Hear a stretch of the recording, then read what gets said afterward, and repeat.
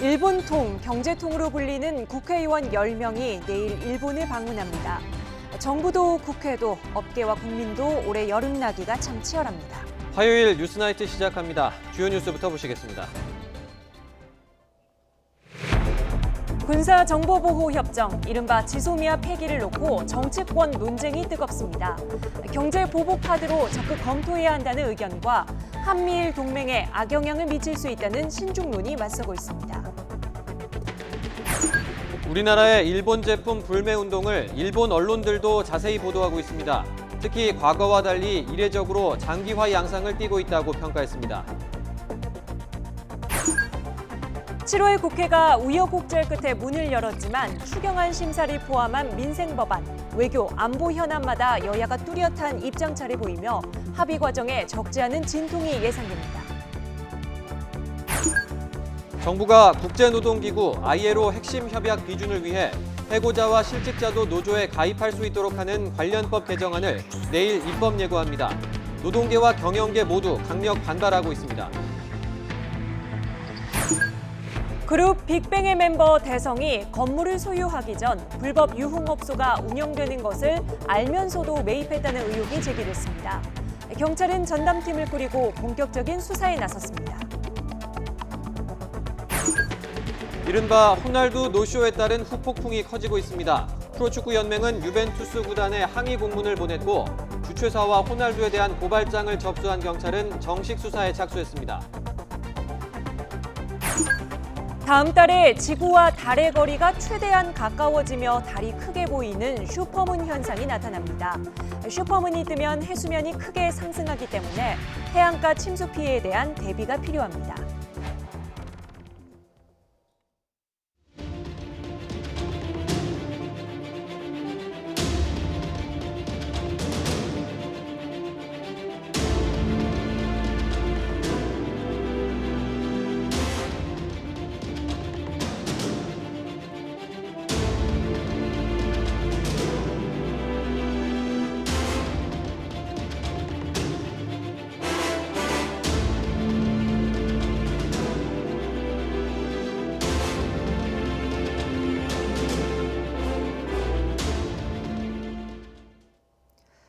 오는 2일, 이번 주 금요일에 일본이 우리나라를 수출 우대국, 이른바 화이트리스트에서 제외할 거라는 전망이 우세합니다.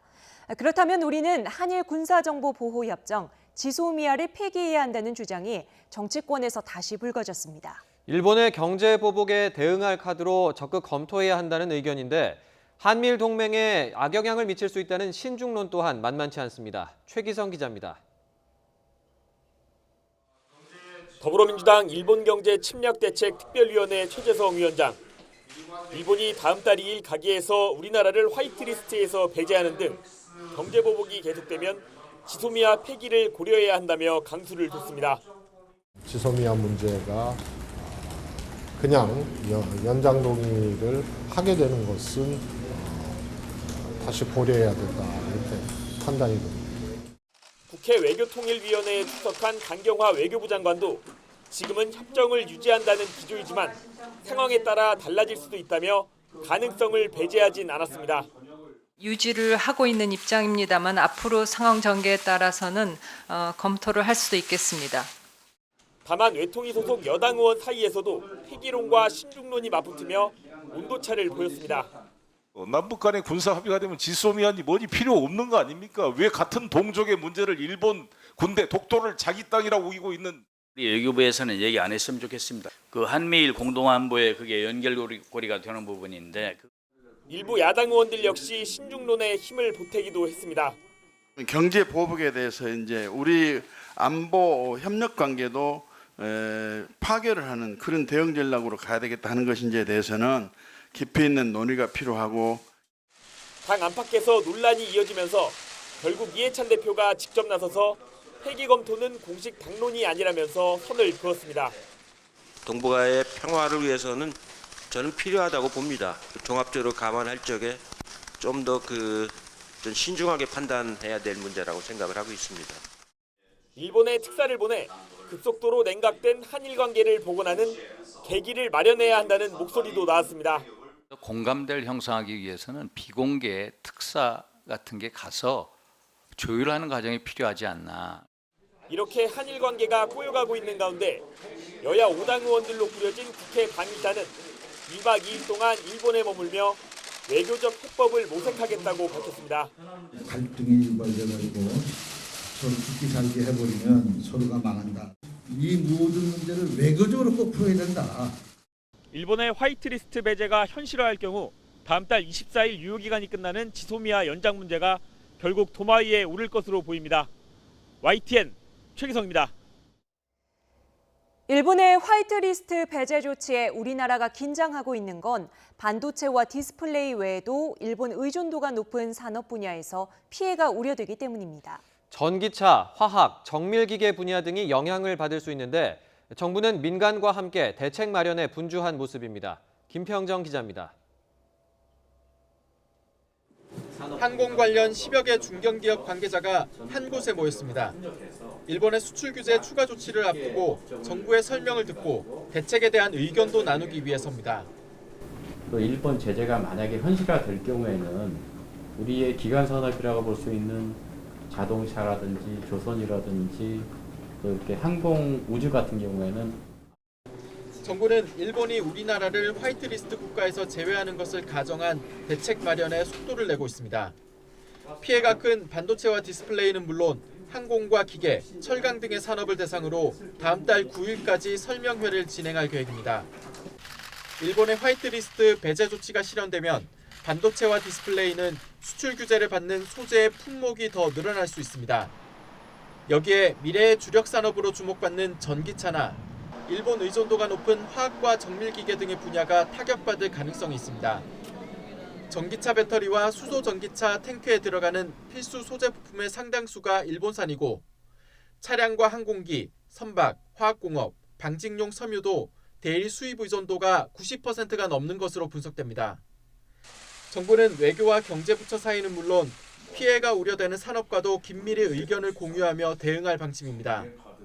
또 일본의 수출 규제 품목을 수입하는 업체에 관세 납기 연장과 분할 납부 등의 세제 지원도 검토하고 있습니다. YTN 김평정입니다. 일본 제품 불매 운동의 영향으로 여름 휴가철인데도 일본을 찾는 관광객이 크게 줄었습니다. 자연스레 항공사들은 일본으로 가는 비행기 편의 규모를 줄이고 있습니다. 백종규 기자가 보도합니다. 일본 제품 불매 운동이 전방위로 확산하면서 여름 휴가로 일본을 방문하려던 관광객들의 취소도 잇따르고 있습니다. 한 온라인 항공권 판매 업체에서는 이번 달 들어 일본 항공권 매출이 지난해 같은 기간보다 38%나 급감했습니다. 근거리 여행지로 인기 있었던 일본 같은 경우에는 수출 규제에 따른 불매 운동의 영향으로 매출이 급격하게 줄어드는 경향을 보이고 있습니다. 이에 따라 항공업계도 일본 노선 구조조정에 본격적으로 나섰습니다. 특히 국적항공사 가운데 아시아나항공은 일본을 오가는 항공기의 좌석 공급을 줄이기로 했습니다. 추석 연휴 이후부터 인천에서 후쿠오카와 오사카, 오키나와를 오가는 A330 기종을 B767과 A321로 변경할 예정입니다. 인천에서 출발하는 일본행 항공편의 좌석수를 축소한 것은 처음인데 예약률이 5에서 10% 추가 감소한 데 따른 결정입니다. 9월 중순 이후부터 일본 노선을 운항하는 항공편 중 일부에 한해 대형 항공기를 소형 항공기로 변경해 운항 예정입니다.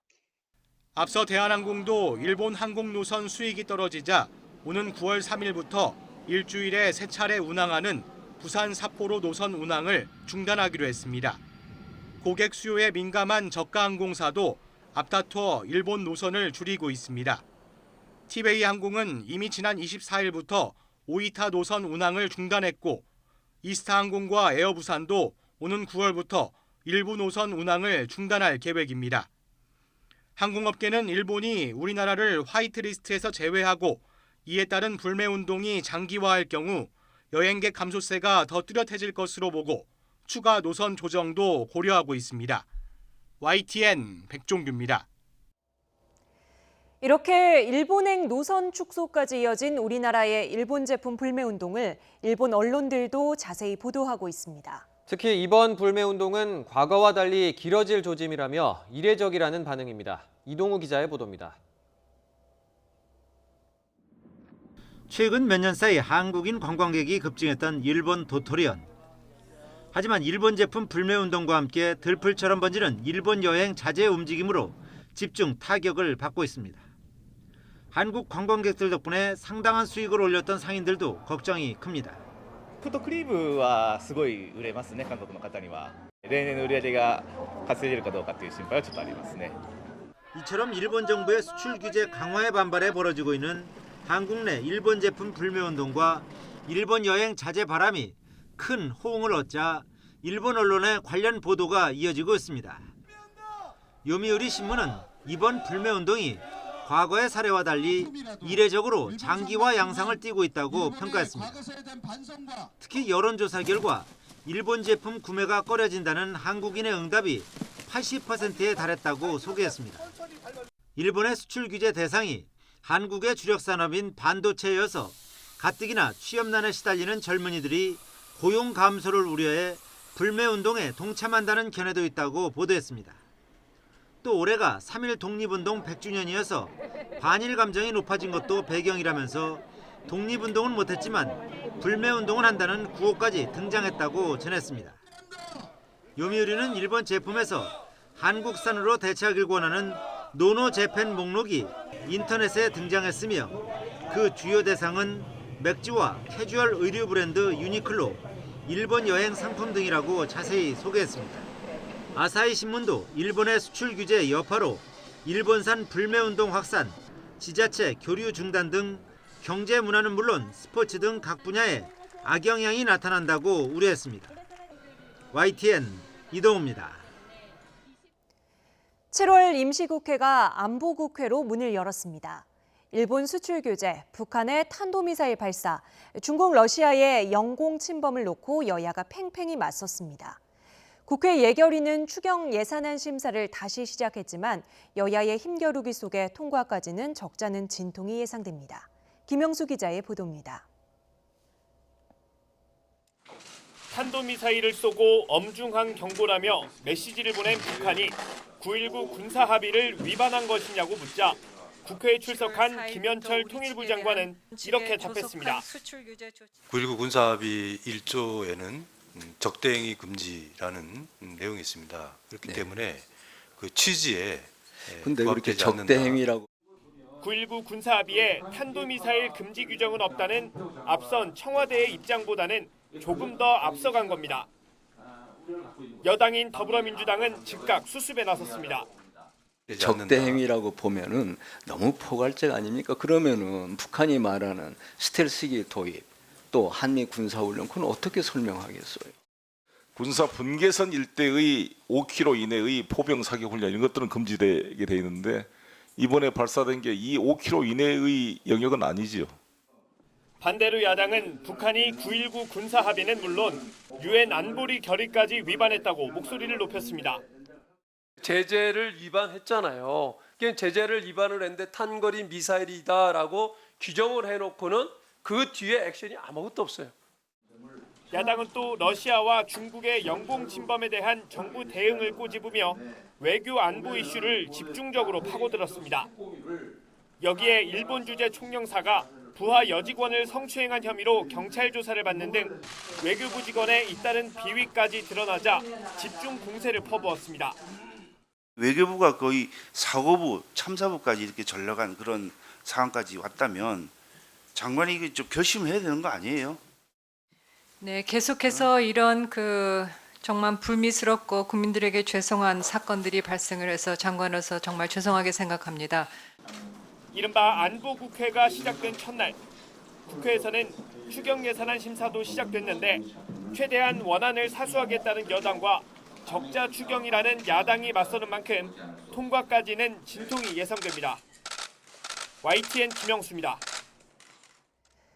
정부가 국제노동기구 ILO 핵심 협약 비준을 위해 해고자와 실직자도 노조에 가입할 수 있게 관련법 개정안을 입법 예고합니다.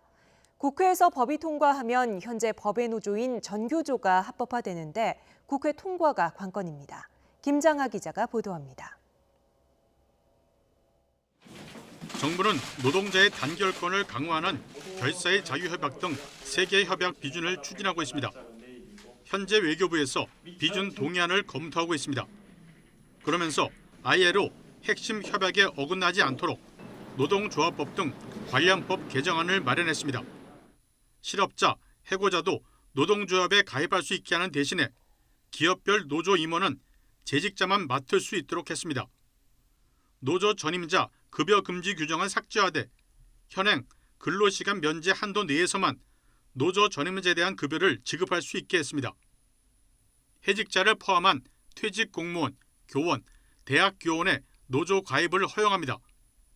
소방 공무원과 5급 이상 공무원도 노조에 가입할 수 있지만 보직이 있는 5급 이상 공무원은 가입을 제한합니다. 이렇게 되면 해직 교사가 조합원에 포함돼 법의 노조가 된 전교조가 합법화할 수 있는 길이 열리게 됩니다. 비준 동의안은 국회의 동의를 얻어야 되고 관련 법률 개정을 위해서도 국회의 의결이 필요합니다. 그래서 ILO 핵심 협약 비준을 위해서는 국회의 동의가 필요하다는 점을 말씀드리겠습니다. 노동조합법 개정안에는 경영계의 요구도 담겼습니다. 단체 협약 유효 기간을 현행 2년에서 3년으로 늘리고 노조가 쟁의를 할 때 사업장 내 생산, 주요 업무 시설에 대한 점거를 금지하는 내용이 포함됐습니다. 고용노동부는 입법 예고 기간에 노사 등 각계의 다양한 의견을 수렴해 정부 입법안을 확정한 뒤 정기 국회에 제출할 계획입니다. 하지만 내년 총선을 앞두고 여야 대립이 격화하고 있고 노사 이견도 여전해 국회에서 법안 통과가 쉽지 않아 보입니다. YTN 김장하입니다. 하지만 ILO 핵심 협약 비준을 위한 정부 입법안에 노동계와 경영계는 모두 강력히 반발했습니다. 민주노총은 정부 입법안에 실업자와 해고자의 결사의 자유, 노조 임원 자격, 전임자 급여, 공무원과 교원의 단결권 등은 국제 노동 기준에 훨씬 못 미칠 뿐더러 그 취지에도 반한다며 민주노총에 대한 선전포고라고 밝혔습니다. 한국경영자총협회 경총은 정부안처럼 해고자, 실업자 노조 가입이 허용된다면 자동으로 노조의 단체 교섭권과 단체 행동권도 보다 강화돼 기업들의 어려움이 가중될 수밖에 없을 것이라고 밝혔습니다. 지난 금요일 수많은 축구팬에게 실망을 안긴 호날두의 노쇼 사태가 일파만파입니다. 경기 티켓을 구매한 관객들이 집단 소송에 나섰고 주최사와 호날두 등을 형사고발한 사건에 대해 정식 수사에 착수했습니다. 다만 실제로 티켓값을 배상하도록 하고 형사 책임까지 물을 수 있을지는 미지수입니다. 박기환 기자가 보도합니다. 호날두의 노쇼에 분노한 소비자들의 본격적인 소송전이 시작됐습니다. 지난 26일 팀 K리그와 유벤투스 경기를 관람했던 소비자 2명이 경기 주최사인 더 페스타를 상대로 소장을 냈습니다. 이들은 주최사 측에서 호날두가 45분 이상 출전한다는 허위 과장 광고로 관객을 속였다며 손해배상 책임을 물어야 한다고 주장했습니다. 더 페스타 측은 이에 대해 유벤투스와 맺은 계약서에는 호날두가 최소 45분 이상 출전하기로 명시되어 있었다며 유벤투스 측의 일방적인 계약 파기였다고 해명하고 있습니다. 우선 호날두 경기 출전이라는 광고로 인해 티켓을 구매했다는 사실이 인정된다면 주최사는 손해배상 책임을 지게 될 가능성이 큽니다. 다만 주최사 주장대로 유벤투스가 일방적으로 계약 내용을 어겼을 경우 유벤투스를 상대로 다시 손해배상이나 부상권을 청구할 수도 있습니다. 이와 별도로 더 페스타를 사기 혐의로 고발한 사건에 대해서도 경찰이 정식 수사에 착수했습니다. 서울경찰청은 해당 사건을 수서경찰서에 배당하고 주최사 측이 호날두가 출전하지 않는 걸 사전에 알았는지 등을 확인할 방침입니다. 더 페스타 측이 거둔 수익은 약 60억 원 규모로 알려져 특정경제범죄 가중처벌법상 사기 혐의가 인정되면 5년 이상의 징역형이 선고될 수도 있습니다. 더 페스타 측에서 호날두가 출전하지 않을 것을 알면서도 고의로 알리지 않았다면 사기죄가 성립할 것으로 보이고 유벤투스 입장에서도 그 부분을 알았다면 사기죄가 성립할 가능성이 있습니다. 주최사와 함께 유벤투스 구단과 호날두도 고발 대상에 포함됐지만 사실상 조사 자체가 불가능해 처벌로 이어지긴 쉽지 않을 것으로 보입니다. YTN 박견입니다. 호날두가 벤치를 지킨 것만으로도 실망스러운데 심지어 유벤투스 측은 경기 시간을 줄이지 않으면 위약금을 물고 아예 경기에 나서지 않겠다며 협박에 가까운 요구까지 했던 것으로 드러났습니다. 유벤투스의 전설이자 현 부회장인 네드베드가 한 발언입니다. 보도에 양시창 기자입니다. 유벤투스와 K리그 선발팀의 경기 예정 시각은 저녁 8시. 하지만 유벤투스 선수단이 경기장에 도착한 건 8시 4분입니다.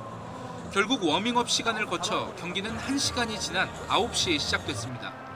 유벤투스의 만행은 여기서 그치지 않았습니다. 본인들이 경기에 지각하고는 경기 시간을 줄이라는 무리한 요구까지 한 것입니다. 이 발언의 진원지는 네드베드 유벤투스 부회장입니다. 네드베드 부회장은 유벤투스 선수단의 지각 사태가 빚어지자 K리그 관계자를 찾아 경기 시간을 전후반 40분씩으로 줄이고 하프타임도 10분만 하라고 요구했습니다. 그렇지 않으면 위약금을 물고 경기에 나서지 않겠다는 협박에 가까운 발언도 했습니다. 네드베드는 2001년 유벤투스에 입단해 10년 가까이 선수로 활약하며 팀의 전성기를 이끈 인물로 국내에도 팬층이 두껍습니다. 유벤투스의 이번 아시아 투어에 동행한 최고위 인사입니다. 경기 지각, 호날두 노쇼에 무리한 경기 시간 단축 요구까지 구단 최고위 인사의 입에서 나온 상황에 프로축구연맹은 공식 항의 서한을 발송했습니다. 유벤투스 구단뿐만 아니라 경기 승인권자인 아시아 축구연맹과 이탈리아 프로리그인 세리에 A 사무국에도 함께 전달했습니다.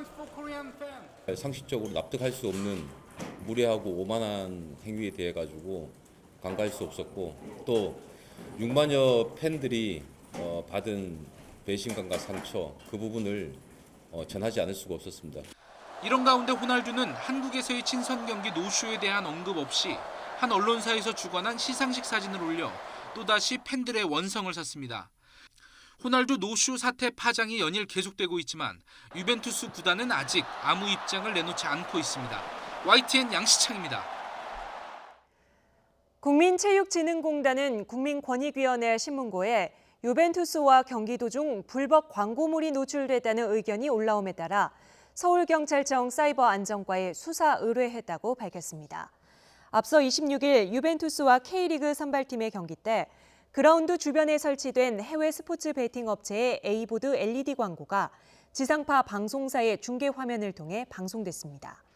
현행 국민체육진흥법에 따르면 스포츠 베팅은 체육공단이 발행하는 스포츠 토토와 공식 인터넷 발매 사이트인 배트맨만 합법이고 나머지는 모두 불법입니다. 앞서 그룹 빅뱅의 멤버 대성이 소유한 상가 건물에서 성매매와 마약 유통이 이루어졌다는 의혹이 불거졌죠. 건물주인 대성이 불법 업소의 존재를 묵인했다는 주장까지 나온 가운데 경찰은 전담팀을 꾸려서 사실 확인에 나섰습니다. 박희재 기자의 보도입니다. 가수 대성이 재작년 매입한 서울 논현동의 9층짜리 상가 빌딩입니다. 경찰은 지난 4월 이 건물에 입주해 있던 무허가 유흥업소 4곳과 도우미 등을 적발했습니다. 이후 건물 소유주인 대성을 둘러싼 각종 의혹이 쏟아져 나오기 시작했습니다. 크게 3가지인데 회원제로 운영된 유흥업소에서 성매매가 이루어졌는지와 대성이 이런 사실을 알고 있었는지, 업소에서 마약이 유통됐는지, 마지막으로 경찰과 유착했는지 여부입니다. 연예인 연루 사건의 단골 손님인 유착설까지 나오자 경찰이 전담 수사팀을 꾸렸습니다. 수사팀 6명, 풍속팀 3명, 마약팀 3명 등 모두 12명이 투입됩니다. 경찰은 우선 대성 건물에서 성매매 알선과 마약 거래가 있었는지 확인할 계획입니다. 저희가 일정 부분 수사는 진행하고 있고요. 저희가 인원을 보강해서 전담팀을 꾸리는 그런 형태로 보시면 될 것 같습니다. 앞서 대성은 소속사를 통해 건물에서 불법 영업이 있었는지를 제대로 인지하지 못했다며 사과문을 냈습니다. 하지만 직접 법률 조언을 받았다는 의혹이 제기되면서 거짓말 논란에 휩싸였습니다. 해당 건물은 대성에 매입한 이후 버닝썬 사태가 불거지기 전까지 경찰의 단속을 한 번도 받지 않은 것으로 알려졌습니다. 전담팀까지 꾸린 경찰이 수사에 본격적으로 착수한 만큼 의혹이 규명될 수 있을지 주목됩니다. YTN 박희재입니다. 가수 박유천 씨가 과거 경찰 관계자들을 집으로 불러 식사 접대를 했다는 의혹이 제기돼 경찰이 진상 파악에 나섰습니다. 서울지방경찰청은 최근 박 씨와 경찰 사이에 유착이 있었다는 소문이 돌아 사실관계를 파악하고 있다고 밝혔습니다. 경찰은 박 씨가 성폭행 혐의로 입건된 지난 2016년 매니저의 소개로 경찰 관계자들을 집으로 초대해 술과 저녁을 대접했다는 소문이 돌고 있다고 설명했습니다. 경찰 관계자는 접대를 받았다는 대상자는 아직 특정되지 않은 상태라고 전했습니다. 정의당 윤소아 원내대표에게 협박성 소포를 보낸 진보단체 관계자의 구속 여부가 이르면 내일 결정됩니다. 서울 남부지방검찰청은 서울대학생 진보연합 소속 35살 유모 씨에 대해 협박 혐의로 구속영장을 청구했습니다. 유 씨는 지난 3일 국회의원회관 윤소아 의원실에 죽은 새와 흉기가 담긴 소포와 함께 민주당 이중대, 홍위병 등의 비난이 담긴 자필 메모를 보낸 혐의를 받고 있습니다. 말 못하는 짐승이라고 해도 자기 눈앞에서 다른 동물이 도살되는 걸 고스란히 봐야 할 필요가 있을까요? 경남 통영의 한 사육농장에서 이런 식으로 개를 잡아서 논란이 되고 있습니다. 오태인 기자가 취재했습니다. 경남 통영 시골 마을 언덕 중턱에 있는 농장. 한 남성이 움막에서 개를 끌고 나옵니다. 이 남성은 꼬리를 흔들며 반기는 개를 둥기로 내려칩니다. 머리를 맞은 개는 반항 한 번 못하고 그대로 축 늘어집니다. 갇혀있던 다른 개들의 눈앞에서 벌어진 일입니다. 같은 종류의 동물이 보는 앞에서 죽이는 것은 동물보호법 위반, 불법입니다. 동물보호법에서 규정한 다른 동종 동물이 보는 앞에서 죽이는 행위를 했기 때문에 무조건 동물보호법 위배에 되는 사항입니다. 개 사육 농장은 많은 사람이 찾는 등산로와 야구장 부근에 있습니다. 특히 야구장은 주말이면 어린이들이 시합하는 곳입니다. 주말 되면 토요일날 일요일 되면 야구장에 리틀 어린이들 야구장 이래 많이 옵니다. 사람 죽이듯이 이제 막 이래 진짜 막 소름이 끼칠 정도로 몸이 떨릴 정도로 이게 소리가 울립니다. 주민들이 여러 번 항의했지만 농장 주인은 꿈쩍도 하지 않았습니다. 개가 도살된 농장 인근에는 50여 가구가 모여 살고 있습니다. 개 짖는 소리에 주민들의 항의가 빗발쳤습니다. 논란이 일고 취재가 시작되자 농장 주인은 개 사육을 하지 않겠다고 말했습니다. 하지만 통영시는 동물보호법 위반 여부를 조사한 뒤 불법 사실이 나오면 경찰에 고발할 예정입니다. YTN 오태인입니다. 동물 학대 논란이 불거지자 내 개를 내가 때리는 게 잘못이냐며 되레 목소리를 높이는 유튜버가 있는가 하면 컨셉이 아니라 실제 조직폭력배가 진행하는 방송까지 등장했습니다. 제재 사각지대에 있는 유튜브 개인 방송, 이대로 괜찮을까요? 박석영 기자가 보도합니다. 반려견을 높이 들어 올리더니 침대 위로 던져버리고 머리를 주먹으로 강하게 때립니다. 구독자 3만 7천여 명을 보유한 개인 유튜버의 생중계 방송입니다. 시청자들 신고로 경찰까지 출동했는데 뻔뻔한 대응이 황당합니다. 제가 제 강아지 때린 게 잘못이에요? 경찰분이 제 강아지 샀어요? 강아지 때리면 내 재산이에요. 그러니까 때리면 안 되죠. 내 맘이에요. 아슬아슬 수위를 넘는 유튜버들의 방송은 이뿐만이 아닙니다. 최고의 광고 수익을 자랑하는 6살 아이 방송 보람튜브도 과거 구설에 오른 적이 있습니다. 아빠 지갑에서 돈을 훔치고 아이가 실제 자동차를 운전하는 연출이 문제가 됐습니다. 최근 네티즌의 후원까지 받는 조직폭력배 콘셉트 유튜버가 실제 폭력조직 행동대원으로 밝혀지기도 했습니다. 현행법으로는 규제가 안 되고 유튜브 가이드는 권고에 그치다 보니 통제 장치가 없습니다. 관련 법안이 올라있긴 하지만 표현의 자유를 해칠까 멈칫하고 있습니다. 정말 정도가 심해서 현행법 위반, 형법 위반이 된다면 경찰에 신고하는 거, 그 정도밖에 할 수가 없다 보니까 계속 반복되는 것 같습니다. 올리는 사람도 보는 사람도 무제한인 유튜브 세상. 아이부터 노인까지 누구나 쉽게 접하는 일상이 된 만큼 도를 넘지 않는 콘텐츠를 위해 합리적 규제가 필요한 상황입니다. YTN 박석영입니다. 충북 청주에서 실종된 여중생을 찾기 위한 합동수색이 8일째 이어지고 있지만 아직 별다른 단서가 발견되지 않고 있습니다. 경찰은 14살 조은누리 양이 실종되기 직전 찍었던 사진을 추가로 공개하고 발견 즉시 신고해달라고 당부했습니다. 오늘도 경찰과 소방인력 등 250여 명이 무심천 발원지 일대를 수색했고 산악지역 수색작전에 특화된 특공부대와 기동부대원 250여 명도 수색에 투입됐습니다. 경찰은 조 양이 실종 장소 부근을 빠져나간 정황은 없는 것으로 보고 있지만 범죄 연루 등 모든 가능성을 배제하지 않고 있습니다. 자녀의 KT 입사 부정 청탁 혐의로 재판에 넘겨진 자유한국당 김성태 의원이 검찰의 피의 사실 공표와 무분별한 저널리즘으로 피해를 보고 있다면서 객관성과 공정성을 훼손하는 여론몰이를 자제해달라고 주장했습니다. 김 의원은 기자회견을 열고 자신이나 딸이 부정한 채용 청탁에 연루됐다는 객관적 정황 자체가 없고 공소시효도 지났다면서 만약 검찰의 주장이 재판에서 사실로 받아들여진다면 정치적 책임을 지겠다고 밝혔습니다.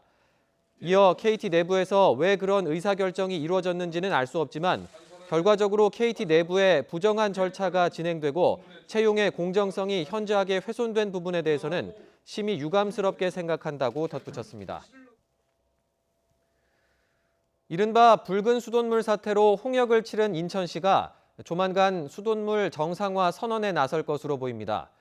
수돗물 안정화 작업이 완료됐다고 밝히고 또 피해 보상책도 내놓은 건데요. 하지만 주민 반발이 적지 않습니다. 이기정 기자의 보도입니다. 인천시는 시민 설명회를 열어 수질 개선 경과를 보고했습니다.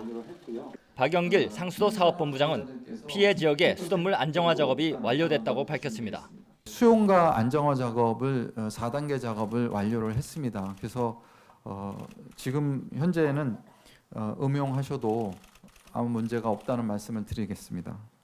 하지만 사고의 원인이 된 수계 전환 작업이 올해에만 4차례 더 계획이 돼 있다며 시민 불편을 초래하는 단수를 할지 수계 전환을 할지는 미리 주민의 동의를 구하겠다고 밝혔습니다. 보상책도 발표됐습니다. 수돗물 사태로 피해를 본 26만여 가구에 상하수도요금 3개월치를 면제해 주기로 했습니다. 생수나 필터를 교체하는 데 들어간 비용은 실비를 지원하기로 했습니다. 피부질환과 위장염 등으로 치료를 받은 경우 의사소견서 등 사실관계 확인을 거치겠다고 밝혔습니다. 하지만 주민들은 인천시의 보상책이 미흡하다며 반발하고 있습니다. 또 급식 대란을 겪은 학부모들도 상수도를 믿기 힘들다며 대형 정수기를 설치해 줄 것 등을 요구하고 있습니다. 이러한 가운데 그동안 대외 활동을 자제했던 박남춘 시장도 혹서기를 맞아 쪽방촌을 방문해 주거 환경을 점검하는 등 민생 행보에 다시 시동을 걸었습니다. 이곳에 와서 청소도 해드리고 모기장도 달아드리고 또 소방시설 점검도 해드리고 또 의료진들이 건강 체크도 해드리고 하는 그러한 행사를 하게 됐습니다. 박남춘 시장이 직접 수돗물 정상화를 공식 선언하는 절차와 형식만 남겨둔 가운데 피해 보상에 대한 갈등을 어떻게 풀어나갈지 주목됩니다. YTN 이기정입니다.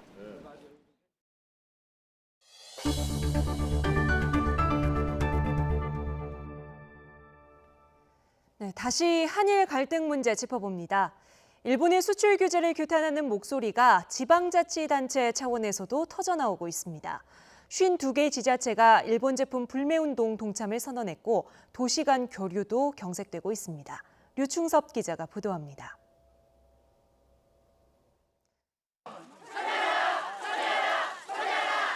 일제강점기 독립운동가가 고초를 치렀던 서대문 형무소에서 일본의 수출 규제를 규탄하는 함성이 울려 퍼집니다. 자치단체장들이 시민과 한 목소리로 공동 대응을 선언했습니다.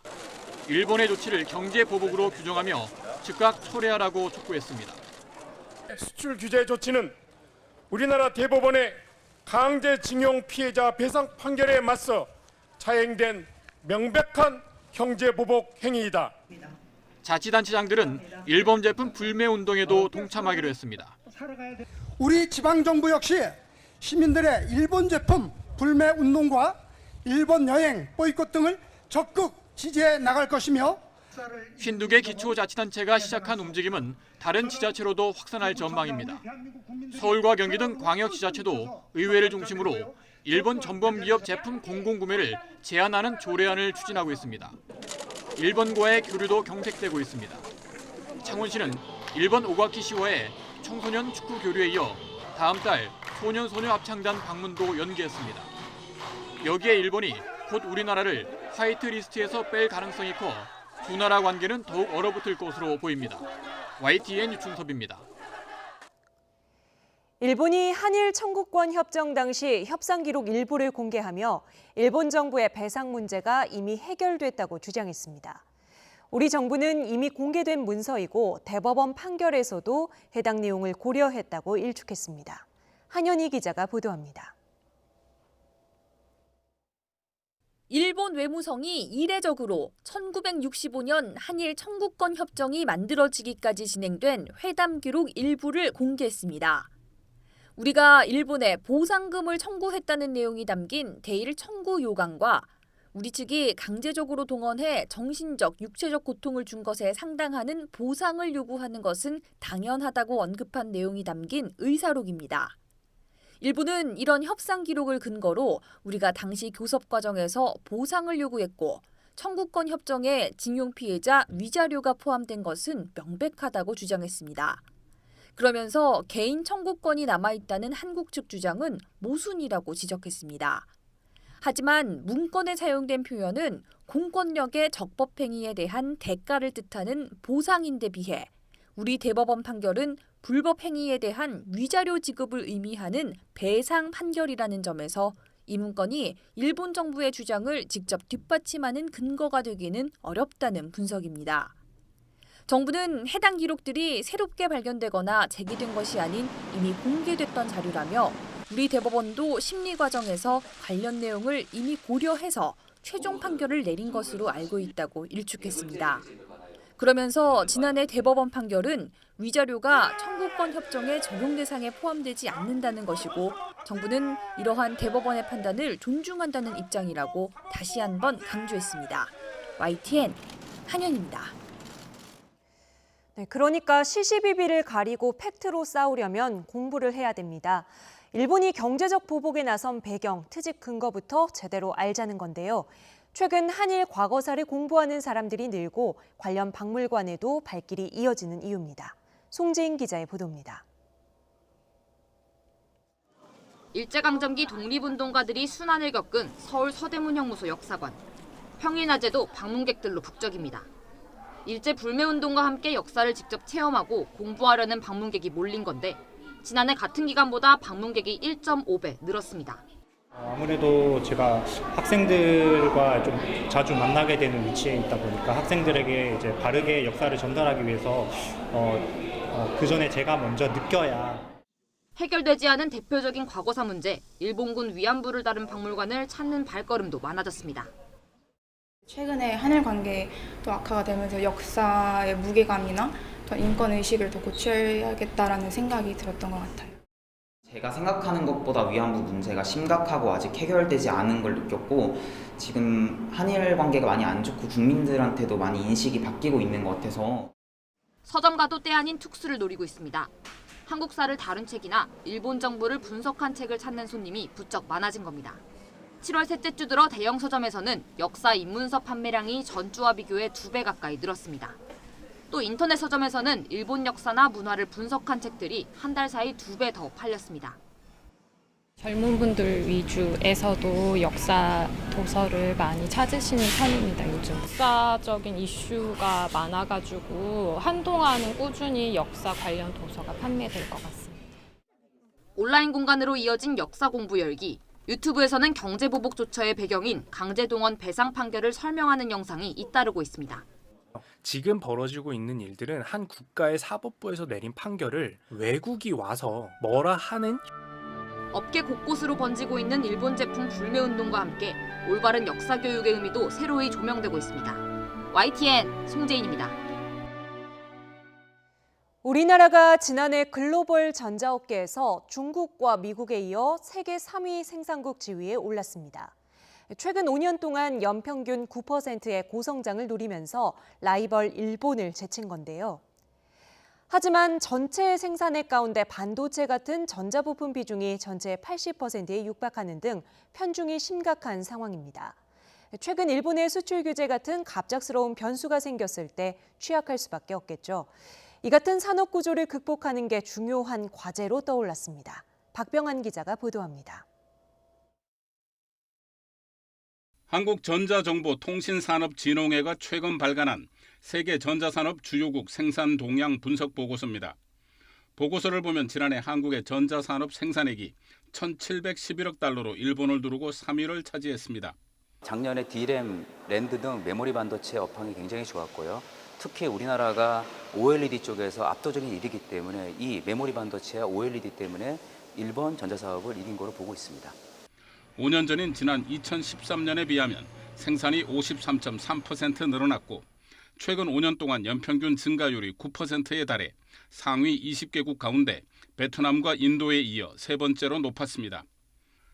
하지만 전체 전자산업 생산에서 반도체 등 전자부품 비중이 77.3%로 전자부품에 대한 의존도가 높았고 무선통신기기와 컴퓨터가 각각 10%와 7.8%로 그 뒤를 이었습니다.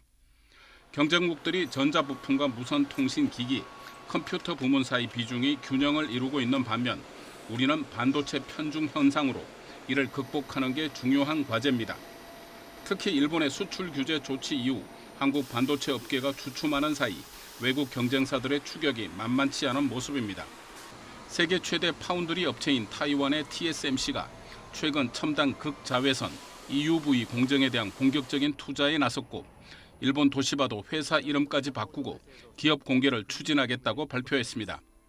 이런 가운데 삼성전자는 오는 9월 도쿄 파운드리 포럼을 예정대로 진행하고 2030년 시스템 반도체 1위 목표를 차질 없이 추진해 나가겠다고 밝혔습니다. YTN 박병환입니다. 우리나라에 대한 보복 조치를 밀어붙이고 있는 아베 일본 총리는 나아가 개헌 추진에도 속도를 낼 태세입니다. 한국에 대한 강공 드라이브가 개헌에도 유리하게 작용할 가능성이 커 아베 내각의 이른바 한국 때리기는 장기화할 가능성이 높아 보입니다. 도쿄에서 황보연 특파원이 보도합니다. 전쟁 금지, 군대 보유 금지를 규정한 이른바 평화헌법을 고쳐 일본을 전쟁 가능한 나라로 만드는 게 아베 총리의 소원으로 불립니다. 지난 21일 참의원 선거가 끝나자마자 목소리를 높인 것도 바로 개헌.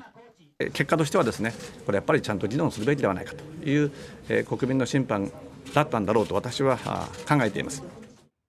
선거 결과 여권이 참의원에서 개헌안을 발의할 수 있는 3분의 2 의석 확보에는 조금 못 미쳤지만 절반을 훨씬 넘어 불씨를 살렸습니다. 강제징용 판결에 반발해 한국에 단행한 보복 조치가 지지 기반인 보수 우익을 확실하게 결집하는 효과를 본 셈입니다. 또 하나의 국회인 중의원은 여권이 이미 3분의 2 이상 의석을 차지한 상태지만 아베 총리의 최측근은 그간 개헌 논의가 부족했다며 불만을 드러냈습니다. 憲法審査会が衆議院でわずか2時間、なかなかテーブルについてもらえなかった。 이어 개헌 논의가 부진한 이유를 국회의장 탓으로 몰더니 급기야 계속 잘 안 되면 국회의장을 바꿔야 한다는 취지의 말까지 서슴지 않았습니다. 개헌을 위해 같은 당 국회의장까지 억지로 끌어내리겠다는 의미여서 파문이 커진 가운데 개헌에 대한 아베 총리의 의지가 그만큼 강하다는 메시지로도 읽힙니다. 이런 분위기 속에 한국에 대한 강공 드라이브는 아베식 개헌 완성에 유리하게 작용할 것이란 분석이 나오고 있습니다. 역사 갈등으로 쌓여온 일본 국민의 반한 감정에 최근 보복 조치가 기름을 부은 격이 되면서 아베 내각 지지도가 높아지고 그 연장선상에서 아베식 개헌에 대한 호감도도 높아질 가능성이 크기 때문입니다. 결국 국회에서 개헌안이 발의된 뒤 국민투표에서 과반을 얻어야 개헌이 완성되는 만큼 그때까지 좌고 우면 없는 아베 내각의 한국 때리기는 계속될 것으로 전망됩니다. 도쿄에서 YTN 황보연입니다. 미국이 조만간 주한미군 방위비 분담금 협상을 제안할 것으로 보입니다. 인상액이 전례 없이 높은 수준이 될 것이라는 관측이 나오고 있는데 정부는 합리적 수준으로 협의해 나가겠다는 입장을 밝혔습니다. 보도에 김세호 기자입니다. 지난주 방한한 존 볼턴 미 백악관 국가안보회의 보좌관, 청와대와 국방부, 외교부를 방문했지만 별다른 언급을 하지 않았습니다. Very productive discussions across a wide range of issues and look forward to working on these issues. 볼턴 보좌관은 그러나 방한 당시 주한미군 방위비 분담금 협상 재개 문제 등을 적극 거론한 것으로 알려졌습니다. 지난 3월 1조 389억 원에 합의했는데 1년 시한에 그쳤기 때문입니다. 정부도 이를 부인하지 않았습니다. 합리적인 수준의 그런 어떤 공평한 그 분담금을 향해서 서로 협의해 나간다 하는 그런 공감이 있습니다. 문제는 금액입니다. 정부는 미 측이 우리 돈 5조 9천억 원에 이르는 분담금을 요구할 것이라는 일부 언론 보도에 대해 구체적인 액수에 대한 협의는 없었다며 부인했습니다. 다만 트럼프 미국 대통령이 지난 5월 방위비 문제를 다시 언급한 점은 협상을 앞두고 있는 우리에겐 적지 않은 부담입니다. 트럼프 대통령은 당시 매우 위험한 영토를 지키느라 미국이 많은 돈을 쓰는 나라가 있다며 이 부자 나라를 지키는데 50억 달러가 들고 이들이 내는 돈은 5억 달러라고 강조했습니다. 특히 러시아 군용기의 동해 영공 침범 등 동북아 정세의 유동성과 함께 한일 간 갈등 국면으로 한미 동맹의 중요성이 더욱 부각되고 있습니다. 지난 협상에서도 우여곡절 끝에 시기를 넘겨 1년 시한으로 합의했는데 곧 있을 방위비 분담금 협상도 쉽지 않은 과정이 될 것으로 관측됩니다. YTN 김세호입니다. 맛있게 먹고 시원하게 비우고 이결이야 역시 메이킨이죠. 변비, 복부 백만, 식욕 부진 한 번에 싹 메이킨. 시원하게 변비 끝. 유쾌, 상쾌, 통쾌. 변변 메이킨. 여긴 도모 씨가 살고 있는 퀘벡. 애인만 데려온 줄 알았는데 저기 2588 대리운전 기사님도 데려왔네요. 2588 반가워요. 좌우로 정렬 2588.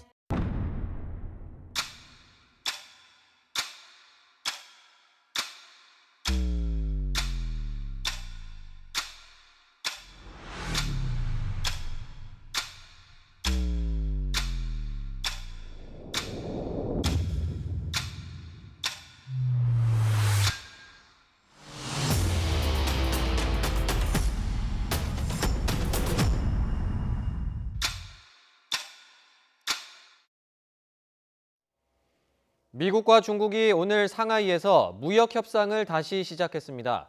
지난 5월 협상 결렬 이후 80여일 만에 양측이 어렵게 마주 앉은 건데 협상 타결 기대감은 그리 높지 않습니다. 베이징 강성웅 특파원의 보도입니다.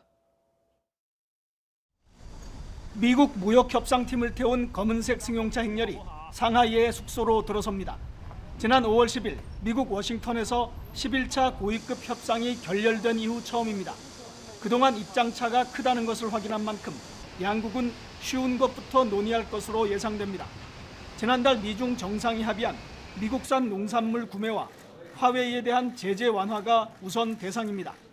중국이 요구하는 관세의 완전 철회나 미국이 바라는 합의 내용 이행 조치는 아직 갈 길이 멉니다.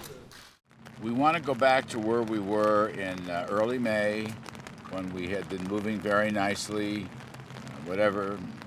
Perhaps only 10% left to be negotiated, that sort of thing. 특히 트럼프 미국 대통령은 관세 수입이 계속 들어오는 만큼 협상을 서두를 필요가 없다는 입장입니다. 중국도 자국의 주권이나 핵심 이익을 건드리면 협상이 깨져도 괜찮다며 맞서고 있습니다. 在上海见面，在平等和相互尊重的基础上，举行第12轮中美经贸高级别磋商。 하지만 상하이에서 처음 열린 이번 협상에서 미국과 중국은 눈높이를 조금 낮춘 상태입니다. 때문에 작지만 실질적 성과를 낼 거라는 관측도 조심스럽게 나오고 있습니다. 베이징에서 YTN 강성웅입니다. 지구와 달의 거리가 가까워져서 달이 크게 보이는 슈퍼문 현상이 다음 달 초와 말 두 차례 일어납니다. 이번 슈퍼문 기간에는 해수면이 최근 10년 중 가장 높게 상승할 것으로 보여서 해안가 저지대 침수 피해가 우려됩니다. 황선욱 기자의 보도입니다.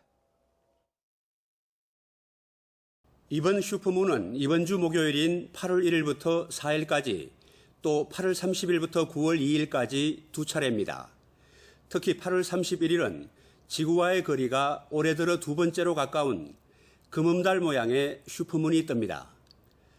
달과 지구의 평균 거리는 38만 1,586km인데 이번엔 2만 4,000km 이상 가까운 35만 7,176km입니다. 올해 지구와 가장 가까웠던 슈퍼문은 지난 2월 19일 발생했으나 겨울철 낮은 수온과 고기압으로 영향이 적었습니다. 하지만 이번엔 수온이 높고 저기압이기 때문에 최근 10년 중 해수면이 가장 높을 것으로 우려됩니다. 국립해양조사원은 두 차례 슈퍼문 기간 중 21개 지역의 해수면이 침수 가능성이 있는 주의 단계로 상승할 것으로 예상했습니다. 특히 인천, 평택, 안산, 마산, 성산포 등 5곳은 4단계 중 위험 단계 바로 아래인 경계 단계까지 상승할 것으로 내다봤습니다. 국립해양조사원은 남해안과 서해안의 해안도로 등 저지대 상습 침수 구역에 피해가 발생하지 않도록 대비할 것을 당부했습니다. 배후도로 쪽에서 이제 육지에 있는 물이 안 내려가서 역류가 돼서 도로가 침수된다거나 그런 그 피해를 입을 수가 있어요. 그 대표적인 데가 마산 지역하고 목포 뭐 이런 지역인데 또 밤과 새벽 시간대 해수면이 더 높아지기 때문에 야간 바다 활동을 자제해야 한다고 말했습니다. YTN 황순욱입니다. 대통령 전용 휴양지로 지정돼 일반인들은 갈 수 없었던 경남 거제의 저도가 47년 만에 일반에 개방됩니다. 오는 9월에 시범 개방을 앞두고 있는데 저도 개방을 공약했던 문재인 대통령이 시민들과 함께 저도를 둘러봤습니다. 김도원 기자입니다. 여름 휴가를 반납한 문재인 대통령이 경남 거제도와 가덕도 사이에 있는 저도를 찾았습니다. 남해 바로 옆으로 400년 된 해송과 동백나무가 우거진 산책로를 걸었습니다. 일제시대부터 군사시설로 쓰였고 박정희 전 대통령 때 대통령 휴양지로 지정되면서 일반인들은 갈 수 없었던 곳인데 오는 9월부터 시범 개방됩니다. 정말 아름다운 그런 곳이고 또 특별한 곳이어서 이런 곳을 대통령 혼자서 즐길 것이 아니라 대통령과 국민들이 함께 즐겨야겠다라는 생각을 더욱 굳히게 되었습니다. 재작년 문 대통령도 여름 휴가를 보낸 저도는 여의도의 7분의 1 정도 되는 작은 섬입니다. 산책로와 전망대, 해수욕장, 골프장이 개방 대상이고 대통령 숙소인 청해대와 군사시설은 제외됩니다. 매주 월요일과 목요일을 제외한 5일 동안 하루 600명이 관광할 수 있습니다. 우리 거제시와 또 경남도가 잘 활용을 해서 이곳을 정말 새로운 어떤 관광 자원으로 특히 이 남해안 해양관광의 하나의 중심지로 잘 활용했으면 좋겠다라는 바람이 있습니다. 이번 저도 개방은 문재인 대통령의 공약 이행 의미도 있습니다. 저도는 박근혜 전 대통령이 취임 첫 해에 올린 여름 휴가 사진 저도의 추억으로 유명해졌는데 문 대통령은 재작년 이곳을 개방하겠다고 약속했습니다. 대통령의 추억 저도를 국민의 추억 저도로 만들겠습니다. 문 대통령의 저도 탐방에는 김경수 경남도지사와 1973년까지 여기서 살았던 마지막 주민 윤현순 할머니 등 시민 100여 명이 함께했습니다. 청와대는 1년간 시범 개방한 뒤 국방부와 거제시 등으로 구성된 상생협의체가 완전 개방 여부를 결정할 거라고 밝혔습니다. YTN 김도훈입니다. 헝가리 대법원에서 보석이 부당했다는 결정이 내려진 바이킹 시긴호의 유리 선장에 대해 헝가리 경찰이 추가 혐의를 집중 조사했습니다.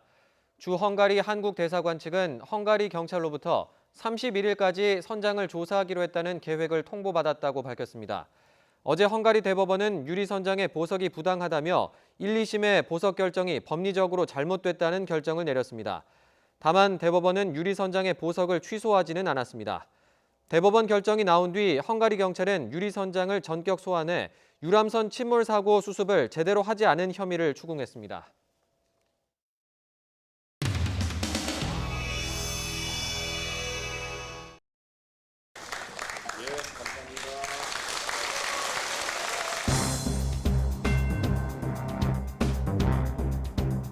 목표는 이기기 위해서, 총선도 이기기 위해서, 대선도 이기기 위해서.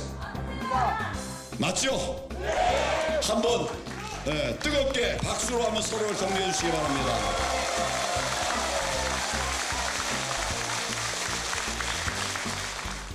우선 제가 여러분들의 숙제를 드리겠습니다. 아들, 딸 계시죠? 아들, 딸부터 좀 설득을 해보세요. 야, 이 나라가 무너지게 생겼어. 이제 우리 한나라로 뭉쳐야 돼. 그러고 나서 뭐 따지고 싶은 거, 얘기하고 싶은 거, 이거 우리 정권 가져온 다음에 하자. 그때 우리 더 깊이 얘기해보자.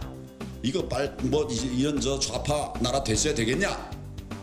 우리 가족부터 설득을 해보시기 바랍니다. 예, 좋습니다.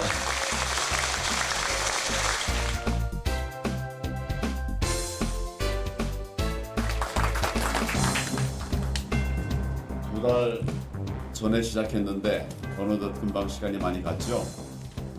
네. 재미있었습니까? 네. 여러분 얼굴을 보니까 재미있었는 것 같으네요.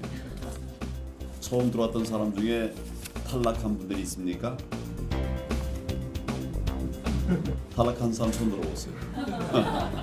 네, 시작할 때 2가지를 적어내라 그런 일이 있었죠? 네. 기억 안 나세요? 또 전국 대학에 우리 자유한국당 대학 지부가 있다고 말씀드렸죠? 그때 몇 개가 있다고 말씀드렸습니까? 잊어버렸습니까? 내가 얘기를 안 했습니까?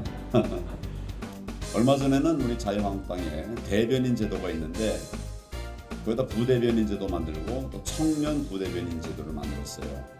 청년 부대변인 제도 지난번 내가 말씀드렸던가요? 네. 각종 위원회에도 청년들을 기본적으로 20% 이상 포함시키도록 그렇게 하고 있어요. 그런데 아직 그다 못 채우고 있습니다. 왜 못 채우고 있을까요?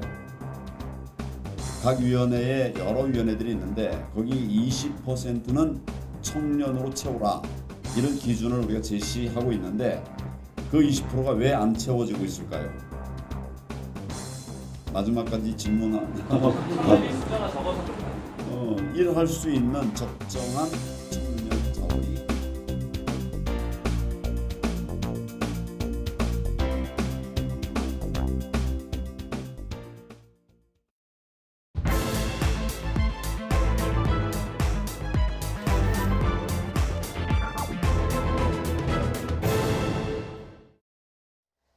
국회 방일단이 내일 도쿄로 갑니다. 일본의 2번째 보복 조치, 우리나라에 대한 화이트리스트 배제 결정이 코앞으로 다가온 상황에서 국회는 국회 나름의 외교적 노력을 다해보겠다는 건데요. 1박 2일의 일정, 누구를 만나 어떤 얘기를 나누게 될지, 또 한일 갈등 해법의 실마리는 나올 수 있을지 미리 내다보죠. 나이트 포커스 김근식 경남대 교수, 정대진 아주대 통일연구소 교수와 함께합니다. 두 분 안녕하세요. 안녕하세요. 안녕하십니까. 네, 국회 방미단에 이은 방일단 파견입니다. 오늘 기자 간담회가 있었는데요. 주제어 영상으로 보시겠습니다.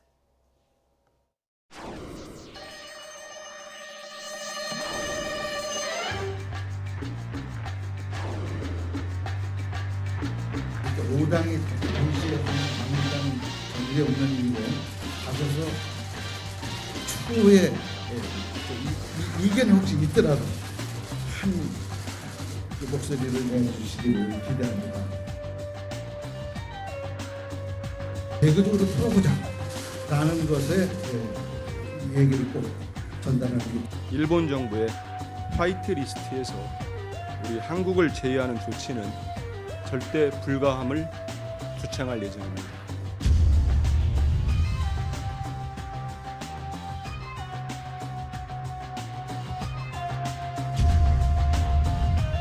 화이트 국가에서 배제하면 지소미아 문제는 연장에 동의할 수 없음을 분명히 해야 된다고 봅니다. 상황 전개에 따라서는 검토를 할 수도 있겠습니다. 공목절 이 파급과 또 현황을 아주 꼼꼼히 그려놓은 정밀지도가 있고 여러 가지 카드가 있습니다.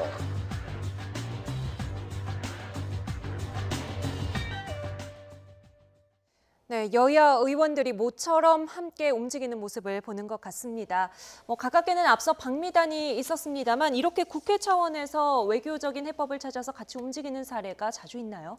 보통 의원들이 이제 여러 가지 하는 것 중 입법 활동에 많은 중요한 것 중에 하나가 의원 외교입니다. 그래서 주로는 이제 여야 공통으로 구성을 해서 필요한 곳에 가서 외교를 벌이기도 하는데요. 네. 대부분의 경우는 이제 외유성 의원 외교도 있고, 네. 그다음에 구체적인 현안이나 이제 관련된 어떤 입법 활동 보조를 위해서 의원 외교를 합니다만 이번에 방일단이 눈길을 끄는 경우는 지금 굉장히 한일 간에 민감한 이슈가 네. 진행되고 있잖아요. 그래서 일본의 경제 보복에 대한 우리의 대응 조치에 대한 이야기이기 때문에 그냥 보통의 통상적 의원 외교보다는 훨씬 더 막중한 임무를 가지고 가는 게 이제 눈에 띄는 거고요. 네. 그다음에 아까 문희상 의장도 이야기했습니다만 전체 여야 5당이 다 대표단을 내서 가는 경우는 좀 드뭅니다. 예. 그렇기 때문에 그냥 의원 외교 차원이라고 그냥 그 일상적인 통상 외교로 보기보다는 훨씬 더 나름대로의 좀 많은 관심과 또 많은 어깨에 무거운 짐을 가지고 가야 될 것 네. 같고 실제로 갔다 온다면 일정한 성과 그리고 분위기를 좀 환기시키는데 기여할 수 있는 그런 기대도 한번 해보겠습니다. 네,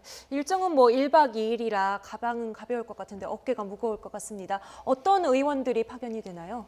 의원들 가는 명단은 지금 보셨겠지만 서청원 의원, 한일의원연맹 쪽에 회장을 맡고 단장으로 가고요. 그리고 예. 민주당, 한국당, 바른미래당, 민주평화당, 정의당에서 이름을 들으면 아실 만한 지금 이제 화면에 나오고 있죠. 예. 화면에 나오고 있는 의원들이 방위를 좀 하게 되는데 가서 이제 만나는 사람들이 좀 중요하겠죠. 예. 예. 지금 일본 그 방일단에 포함된 의원들은 어떻게 일본과 조금 평소에 교류가 있었거나 좀 잘 사정을 아는 의원들로 구성이 됐나요? 그렇지 이제 서청원 의원은 이제 다선 의원 중에 최고 그 선수가 높기 때문에 단장으로 간 것 같고요. 그다음에 이제 강창일 의원 같은 게 이제 한일의원연맹 회장을 오랫동안 했습니다. 네. 그리고 이제 일본통입니다. 일본 전문가고요. 예. 그리고 이제 그 한국당에 가 있는 윤상현 의원 같은 경우는 국제정책 박사학위가 있는 사실은 국제정보 외교안보통입니다. 네. 그리고 이제 바른미래당, 민주평화당, 정의당은 사실은 당의 세는 작지만 면면으로 보면 상당히 비중 있는 인사가 가는 거거든요. 네. 김동철 의원도 사실은 원내대표나 비대위 대표를 했었고 조배수 의원도 사실 3선 이상의 중진 의원이고 이정미 네. 대표 당연히 정의당의 대표를 했던 사람이기 때문에 네. 전체적인 인적 구성으로 보면 일본 전문가, 외교안보 전문가 플러스 각 당의 비중이 있는 그다음에 선수가 굉장히 많은 네. 상당히 중량감 있는 인사들로 구성된 걸로 봐서 상당히 나름대로 좀 희망과 기대를 가지고 가는 네. 것 같습니다. 누가 가는지만큼이나 누굴 만나는지가 중요하다고 하셨습니다. 지금 일정이 좀 대략 나왔죠? 네, 일정 좀 대략 나왔고요. 그리고 자민당, 공명당, 연합정당의 이제 주요 의원들을 다 만나고요. 네. 우린 이제 한일의원연맹, 그쪽은 일한의원연맹의 회장도 만나게 되고요. 그리고 공명당의 야마구치 나스오 대표도 만나고 네. 간 김에 이제 민단과 그리고 제1상공인 간담회도 이제 가지게 됩니다. 그리고 이제 특히 야당 쪽에 있는 국민민주당의 단마키 대표나 입헌민주당의 후쿠야마 데스로 간사장도 이제 만나게 되는데 네. 이제 좀 중요한 게 좀 니카이 그 자민당 간사장 만나는 게 좀 중요한데 예. 이제 아직까지 성사됐다는 얘기는 좀 없는 것 같습니다. 꼭 네. 성사되어서 좀 성과 있는 방일이 되었으면 좋겠습니다. 네. 니카이 간사장과의 만남이 중요한 이유는 뭔가요? 니카이 간사장 같은 경우는 자민당 간사장 역할을 좀 하고 있고 아베 총리의 최측근이죠. 그리고 니카이 간사장이 2015년도에 그 위안부 합의를 할 때 일본 내에서도 굉장히 좀 시끄러웠거든요. 그때 네. 소방수 역할을 좀 사실 했어요. 그 외교는 연속성이 있어야 된다라고 하면서 예.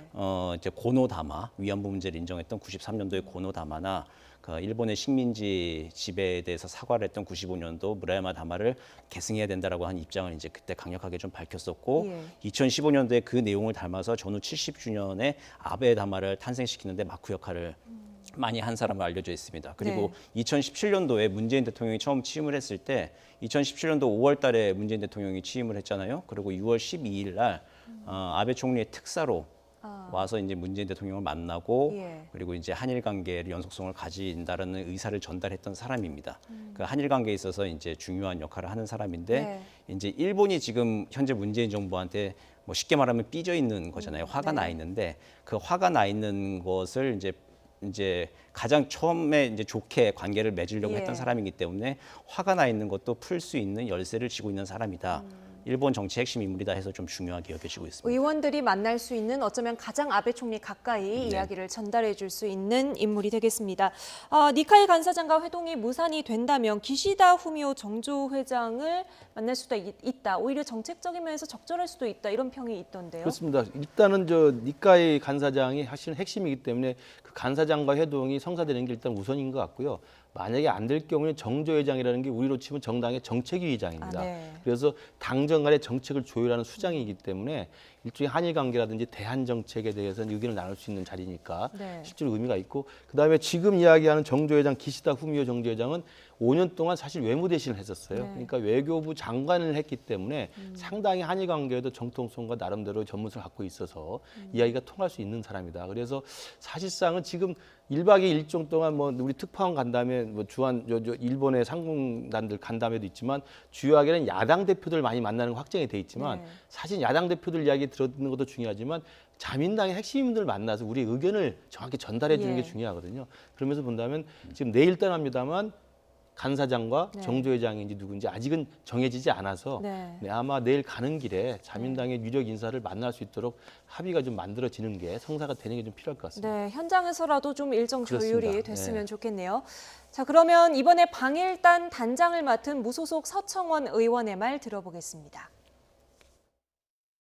우리가 이 상황에서 국회의원들 우리가 해야 할 역할이 무엇인가를 오늘 논의하고, 그리고 내일 일본에 건너가서 일본 의원들에게도 이런 우리의 입장을 전달하고 양국이 더 이상 악화되는 문제를 좀 막는 그런 촉매의 역할을 하려고 우리가 내일 일본을 방문하면서, 그에 앞서서 오늘 전문가 여러분들의 말씀을 귀중하게 듣고 그리고 또 외교부의 국장의 얘기를 듣고 내일 일본에 가서 일본 의원들과 진솔하게 대화하면서 더 악화되지 않는 그런 촉매 역할을 하도록 하는데 초점을 맞추려고 합니다. 네, 촉매라는 단어가 2번이나 나왔습니다.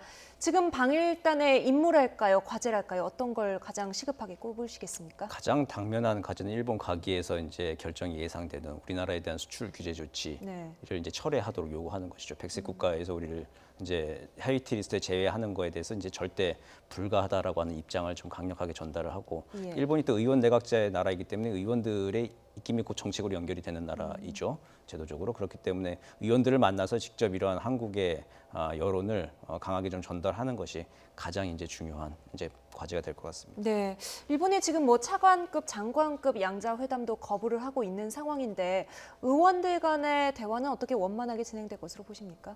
원만하게 진행되지 않을 가능성이 좀 높죠. 그래도 이제 차관급, 장관급이라고 하는 것은 직접 집행을 해야 되는 집행부잖아요. 행정부이기 때문에 만나서 얘기하는 거 나오는 것 자체가 결정으로 이해가 될 수가 있고 파급 효과가 큰데 반해서 의원들은 어쨌든 여론을 좀 중재하고 촉매 역할, 가교 역할을 하는 사람들이죠.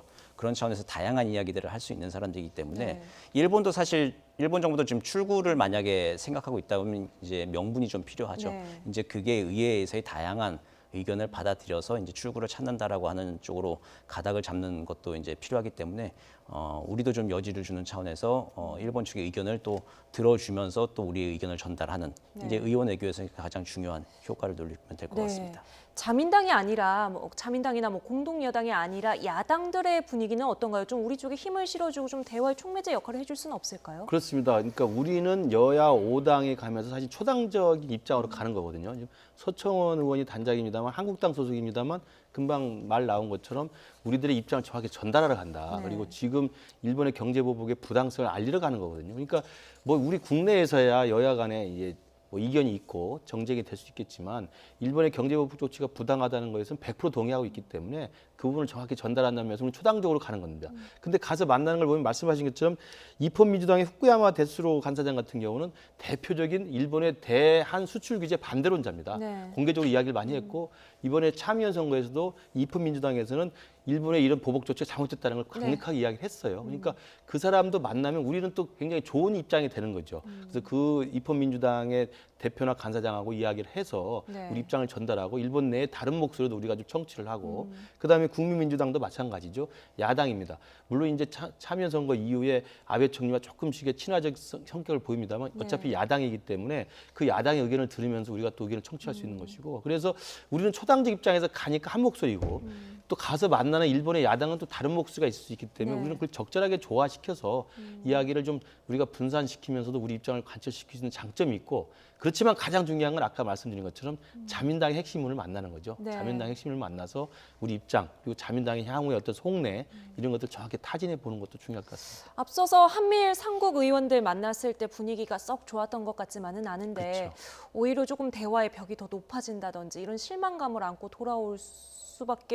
돌아올지도 모른다는 우려도 좀 있는데요. 그거 이제 어떻게 진행될지 모르겠습니다만 일단 가면은 이란 의원연맹 회장이 자민당 의원이기 때문에 그분과 만나는 자리에서 뭐 서로 그냥 설정이 있을 수는 있겠습니다만 네. 나머지 일정은 야당 대표 지도부하고 그다음에 아직 자민당 쪽 대표나 자민당 쪽 핵심 인사는 아직 정해지지 않았기 네. 때문에 정해지는 걸 봐야 됩니다만 그렇다고 하더라도 미국이 있었던 것처럼 한미 의원들이 복수가 모여가지고 집단회 형식을 하면 설전이 오갈 수밖에 없습니다. 그러나 우리의 방일단이 일본의 야당의 대표나 일본의 여당의 핵심 인사를 만나는 거기 때문에 거기서 뭐 공개적으로 서로가 설전을 벌일 가능성은 제가 볼 때 높아 보이지는 않습니다. 네.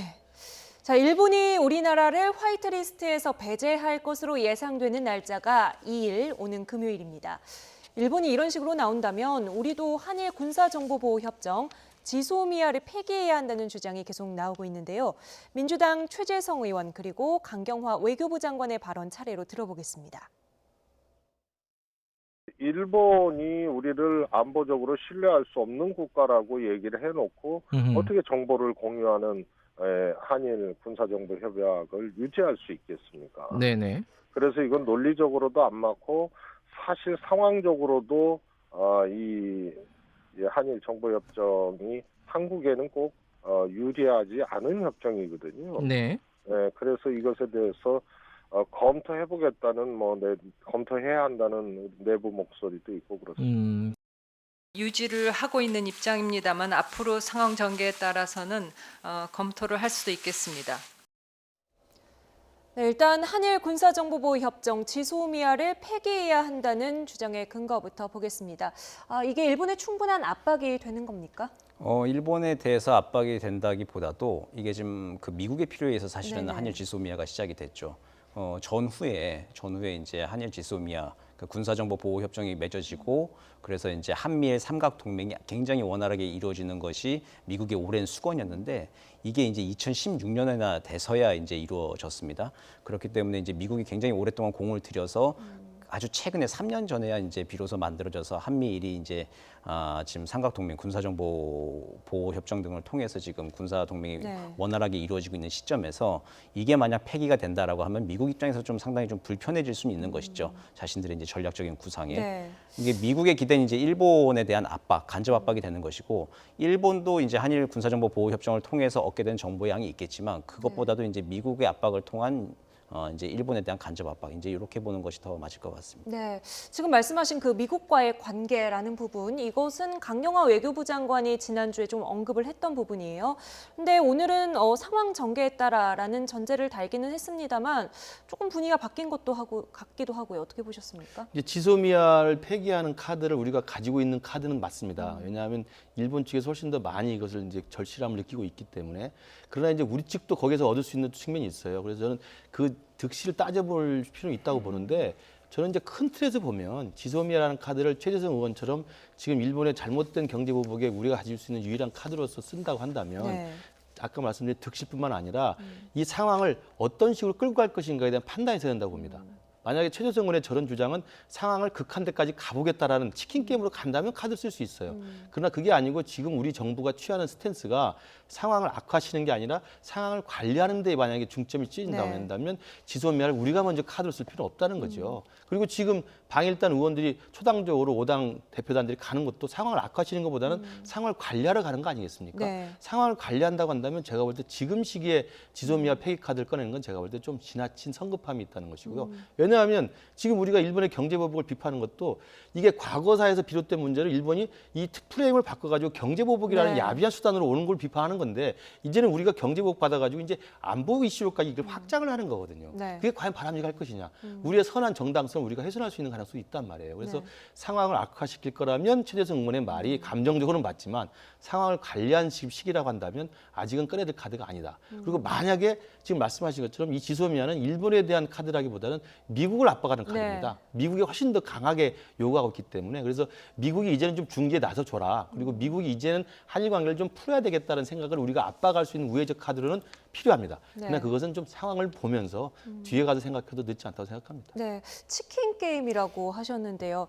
일본이 화이트리스트에서 우리나라를 배제를 하고 우리나라는 지소미아를 폐기하는 상황. 이렇게 되면 그 파장은 어느 정도 될까요? 그 일본이 화이트리스트에서 우리나라를 제외하게 되면은 우리나라 이제 사업체들, 기업들은 이제 당장 이제 그 조업이나 이제 비즈니스에 이제 막대한 피해를 입게 되는 것이 현실적 피해를 입게 되는 것인데 사실 지소미아라고 하면은 일본 국민들한테 이제 피부에 와닿는 피해를 줄 수 있는 건 아니고 일본 정부가 불편하고 또 미국이 불편한 이제 그런 문제인 것이죠. 네. 그랬을 때 이제 과연 이게 수평적으로 이게 1대1로 딱 이게 형량을 줘봤을 때 이익 형량을 해봤을 때 맞느냐라고 하는 건 진짜 좀 해봐야 되는 건데 지금 당장 딱 봤을 때는 이제 피부로 오는 체감으로는 우리가 조금 더 단기적으로는 더 큰 손해가 좀 있을 것 같습니다. 그래서 네. 이제 미국 보고 아까도 말씀하셨지만 미국 보고 지금 심판을 봐달라고 하는 건데 전에 이제 한미일 의원 회담할 때는 좀 설전이 오갔죠. 네. 그때는 뭐냐면 한일 의원 모두 다 이제 미국이라고 하는 의원이 있으니까 좀 심판이 있으니까 아마 좀 붙을 수 있었던 것 같아요. 근데 당장 이제 내일부터 시작되는 한일 그 의원들 간의 대담에서는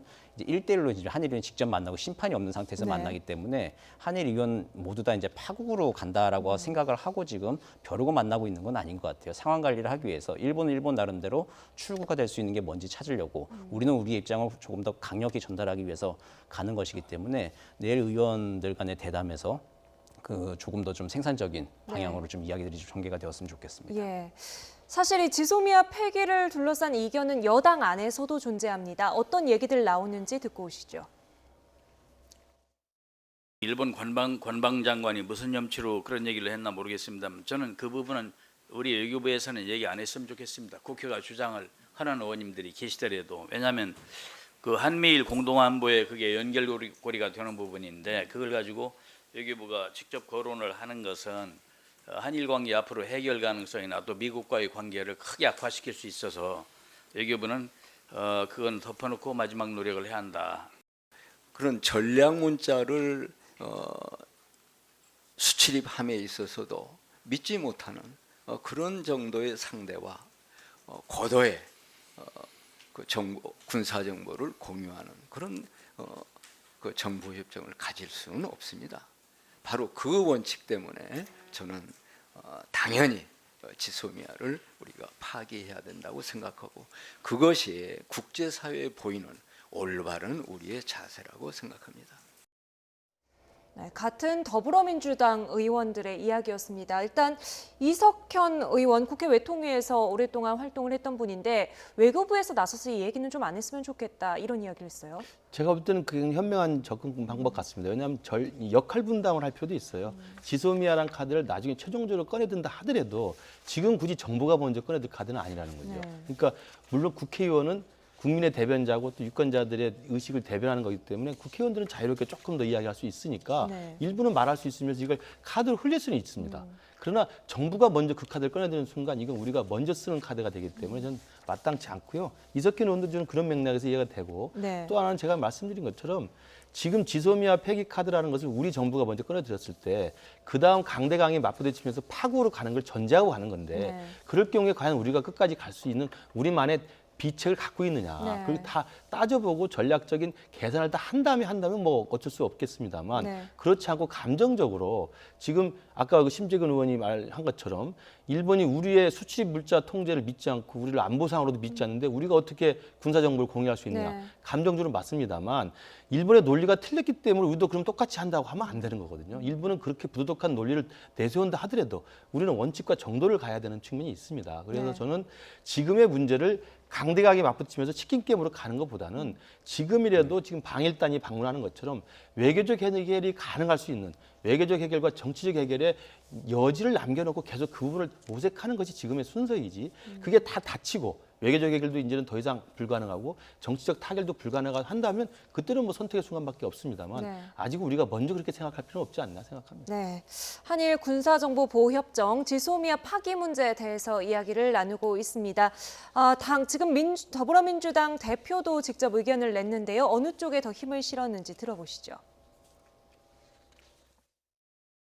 동북아의 평화를 위해서는 저는 필요하다고 봅니다. 종합적으로 감안할 적에 좀 더 좀 신중하게 판단해야 될 문제라고 생각을 하고 있습니다. 네, 폐기 검토가 공식 당론은 아니다 이렇게 선을 긋는 모습인데 앞서 청와대에서 문 대통령과 5당 대표 회동할 때 나왔던 분위기랑은 조금 달라진 것 같거든요. 이거 좀 어떻게 좀 수위 조절을 한다고 봐야 될까요?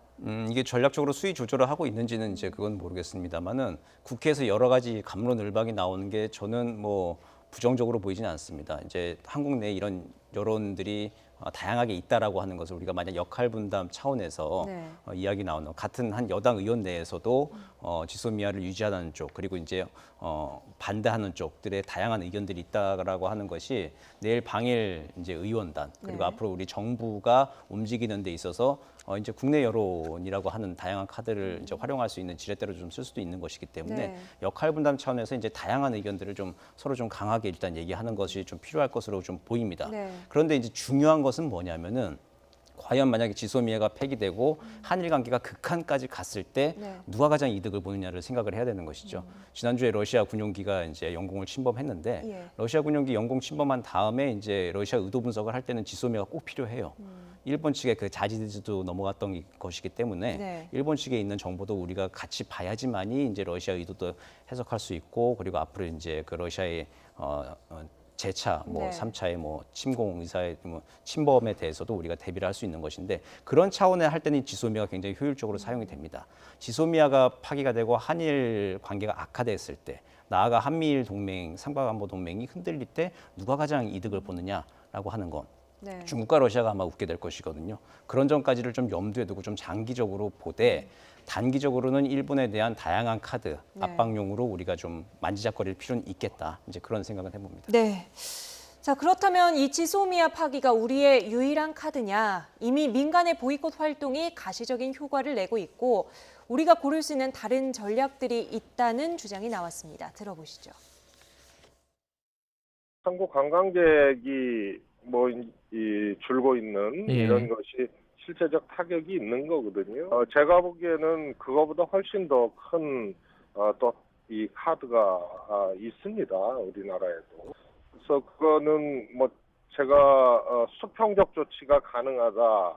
화이트리스트 제외 시에 각 종목별 이 파급과 또 현황을 아주 꼼꼼히 그려놓은 정밀 지도가 있고 네. 우리도 일본의 조치에 수평적으로 대응할 수 있는 조치가 있다고 말씀을 드렸는데요. 네. 그런 것이 꽤 여러 가지 카드가 있습니다. 네, 최재성 의원 지금 여당의 일본 경제 침략 대책 특위 위원장을 맡고 있는데요. 어떤 카드들이 있습니까? 많으면 많을수록 좋은 거죠. 글쎄요, 그러니까 저렇게 말하는 건 일단 그 집권 여당의 지금 경제 침략 대책위원장이니까 당정 간에 일정한 의견 교환이 있었다는 걸 전제로 한다면 무언가 이야기는 되고 있는 것 같습니다. 네. 그렇다고 한다면 물론 당연히 해야 될 일입니다. 만약에 언제 할지 모르겠습니다만 일본에서 이 화이트리스트 배제를 결정해 버리면 네. 그로 인해서 우리 기업들이 입는 피해는 더욱더 클 수밖에 없거든요. 지금 당장 반도체 소재 부품 3개 정도가 아니라 훨씬 더 큰 장기적인 피해가 예상되기 때문에 예. 그 예상되는 피해를 미리 다 계산을 하고 아까 이야기한 것처럼 정밀 지도를 다 그려봐서 그때그때 어떻게 대응할지를 짜는 건 당연히 정부가 해야 될 일입니다. 근데 지금 최재성 의원은 거기에 덧붙여서 우리도 거기에 맞게 일본에 아프게 할 수 있는 수평적 조치가 있다고 이야기를 하는데 지금 공개할 수 없다고 합니다만은 네. 만약에 정부가 그런 것들을 계산하고 준비하고 대비하는 건 필요하다고 봅니다. 그러나 과연 어떤 게 있는지 저도 잘 모르겠어요. 네. 왜냐하면 지금 우리가 민간 차원에서 일본의 이런 부당한 경제보복 조치에 대해서 민간 차원에서 스스로 알아서 자율적으로 하는 지금 관광 제한 같은 거, 네. 그다음에 불매 운동 같은 것, 이건 이미 하고 있는 거거든요. 이것도 일본 경제에 상당한 영향을 미칩니다. 그리고 만약에 일본의 이 화이트리스트 배제로 한다면 우리 기업들이 주는 아픔이 큰데 그렇다 해서 우리 기업들이 당장 일본과의 어떤 비즈니스 활동이나 기업 활동 우리 정부가 나서서 막을 수는 없는 거거든요. 그럼 정부가 쓸 수 있는 카드는 여러 가지 규제나 법률이나 행정명령 같은 걸 통해서 해야 되는데 네. 어떤 게 있는지는 좀 떠오르지는 않아요. 그러나 네. 어쨌든 간에 정부가 그런 사태까지를 최악의 상황을 대비해서 준비하는 건 바람직하다. 그러나 지금 제가 누차 말씀드립니다만 갈 때까지 가보자는 식으로 계획은 해야 되지만 갈 때까지 가보라는 식으로 밀어붙이는 것만이 능사는 아니다라는 네. 거죠. 그래서 그 전에 최악의 상황을 염두에 두지만 최악의 상황에 이르기 전에 어떻게 이 문제를 현명하게 외교적으로 정치적으로 풀 수 있는가를 먼저 고민하는 것이 집권당의 벌써 우선적인 임무가 아닌가 생각합니다. 꽤 여러 가지 카드가 있다. 분야도 뭐 정치, 경제, 사회, 문화 뭐 여러 분야로 나누어 볼 수 있지 않겠습니까? 정 교수님은 보이세요? 어떤 카드들이 가장 효과적일지? 이게 지금 김 교수님 말씀하신 대로 지금 여당의 경제 침략 대책 특위위원장이 얘기했기 때문에 정부가 취할 수 있는 조치로 우리는 지금 이해가 되죠. 네네. 근데 정부가 정말 일본처럼 취할 수 있는 조치가 무엇인가? 그러려면 어쨌든 우리도 뭐 수출 규제를 한다든지 똑같이 어떤 경제적인 그 조치를 취해야 하는 것인데 그게 지금 일본을 뼈아프게 할 수 있는 것들이 무엇인지는 확실하게 좀 보이지는 않고요. 네. 아마 지금 좀 뭉뚱그려서 좀 아마 최재성 의원은 좀 위원장은 좀 강하게 이야기를 한 것 같습니다. 네. 우리가 할 수 있는 건 도덕적으로 좀 우위에 있기 때문에 아마 여러 가지 뭐 문화적 조치들을 취한다라고 하는 건데 이제 그게 사실 민간에서 자율적으로 시작이 되는 거죠. 뭐 네. 정부가 사실 뭐 BTS의 뭐 일본 공연들을 막아서 뭐 일본의 아미 팬들을 자극한다 뭐 그런 걸 네. 할 수 있는 건 아니잖아요. 아니고 다만 이제 도덕적으로 좀 우위에 있는 걸 바탕으로 해서 좀 문화적인 차원에서 뭔가 다른 일들을 한다. 글쎄요, 도쿄올림픽 보이콧을 지금부터 한다. 이제 그런 건 진짜 상황이 극한으로 가는 것이죠. 네. 1년 뒤에 있을 도쿄올림픽을 보이콧하고 이걸 국제사회 여론전을 펼치고 나가겠다. 이런 나라가 일본 같은 나라가 이제 올림픽을 열면 안 된다라고 하는 여론전을 펼친다. 이제 그러면 상황이 극한으로 가는 것인데 그걸 정부가 나서서 할 일인지 아니면 민간이 하는 것을 뭐 정부가 우리나라에서는 뭐 민간이 하는데 뭐 정부 말을 듣습니까? 이게 뭐 일본은 그걸 이해를 지금 못하는 네. 건데 우리가 이제 그걸 하는 것을 정부가 그냥 놔두겠다라고 하는 걸 조치로 생각하는 건지 뭔지는 모르겠습니다만 어쨌든 최재성 위원장의 말대로 정밀 지도가 진짜 있고 제대로 된 좀 대응이 준비되어 있기를 강력히 바랍니다. 네, 그럼 여기서 두 번째 주제を보고 대화 이어가 보도록 하겠습니다. 이 청와대에서 돌아온 조국 전 민정수석, SNS는 여전히 뜨겁습니다. 여당 대표가 여기에 한마디 했는데요. 영상으로 보시죠.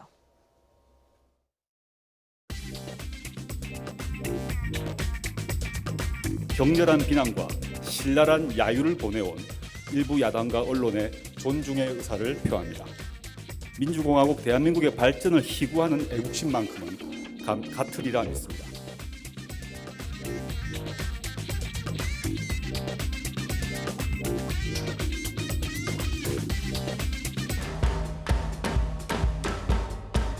SNS에 올리는 그 메시지나 글이 공적인 건지 사적인 건지는 분간을 해야 되는데 그 조국 수석이 올리는 그 SNS상에 올리는 것은 되게 사적인 자기 의견들을 올리는 것 같고요.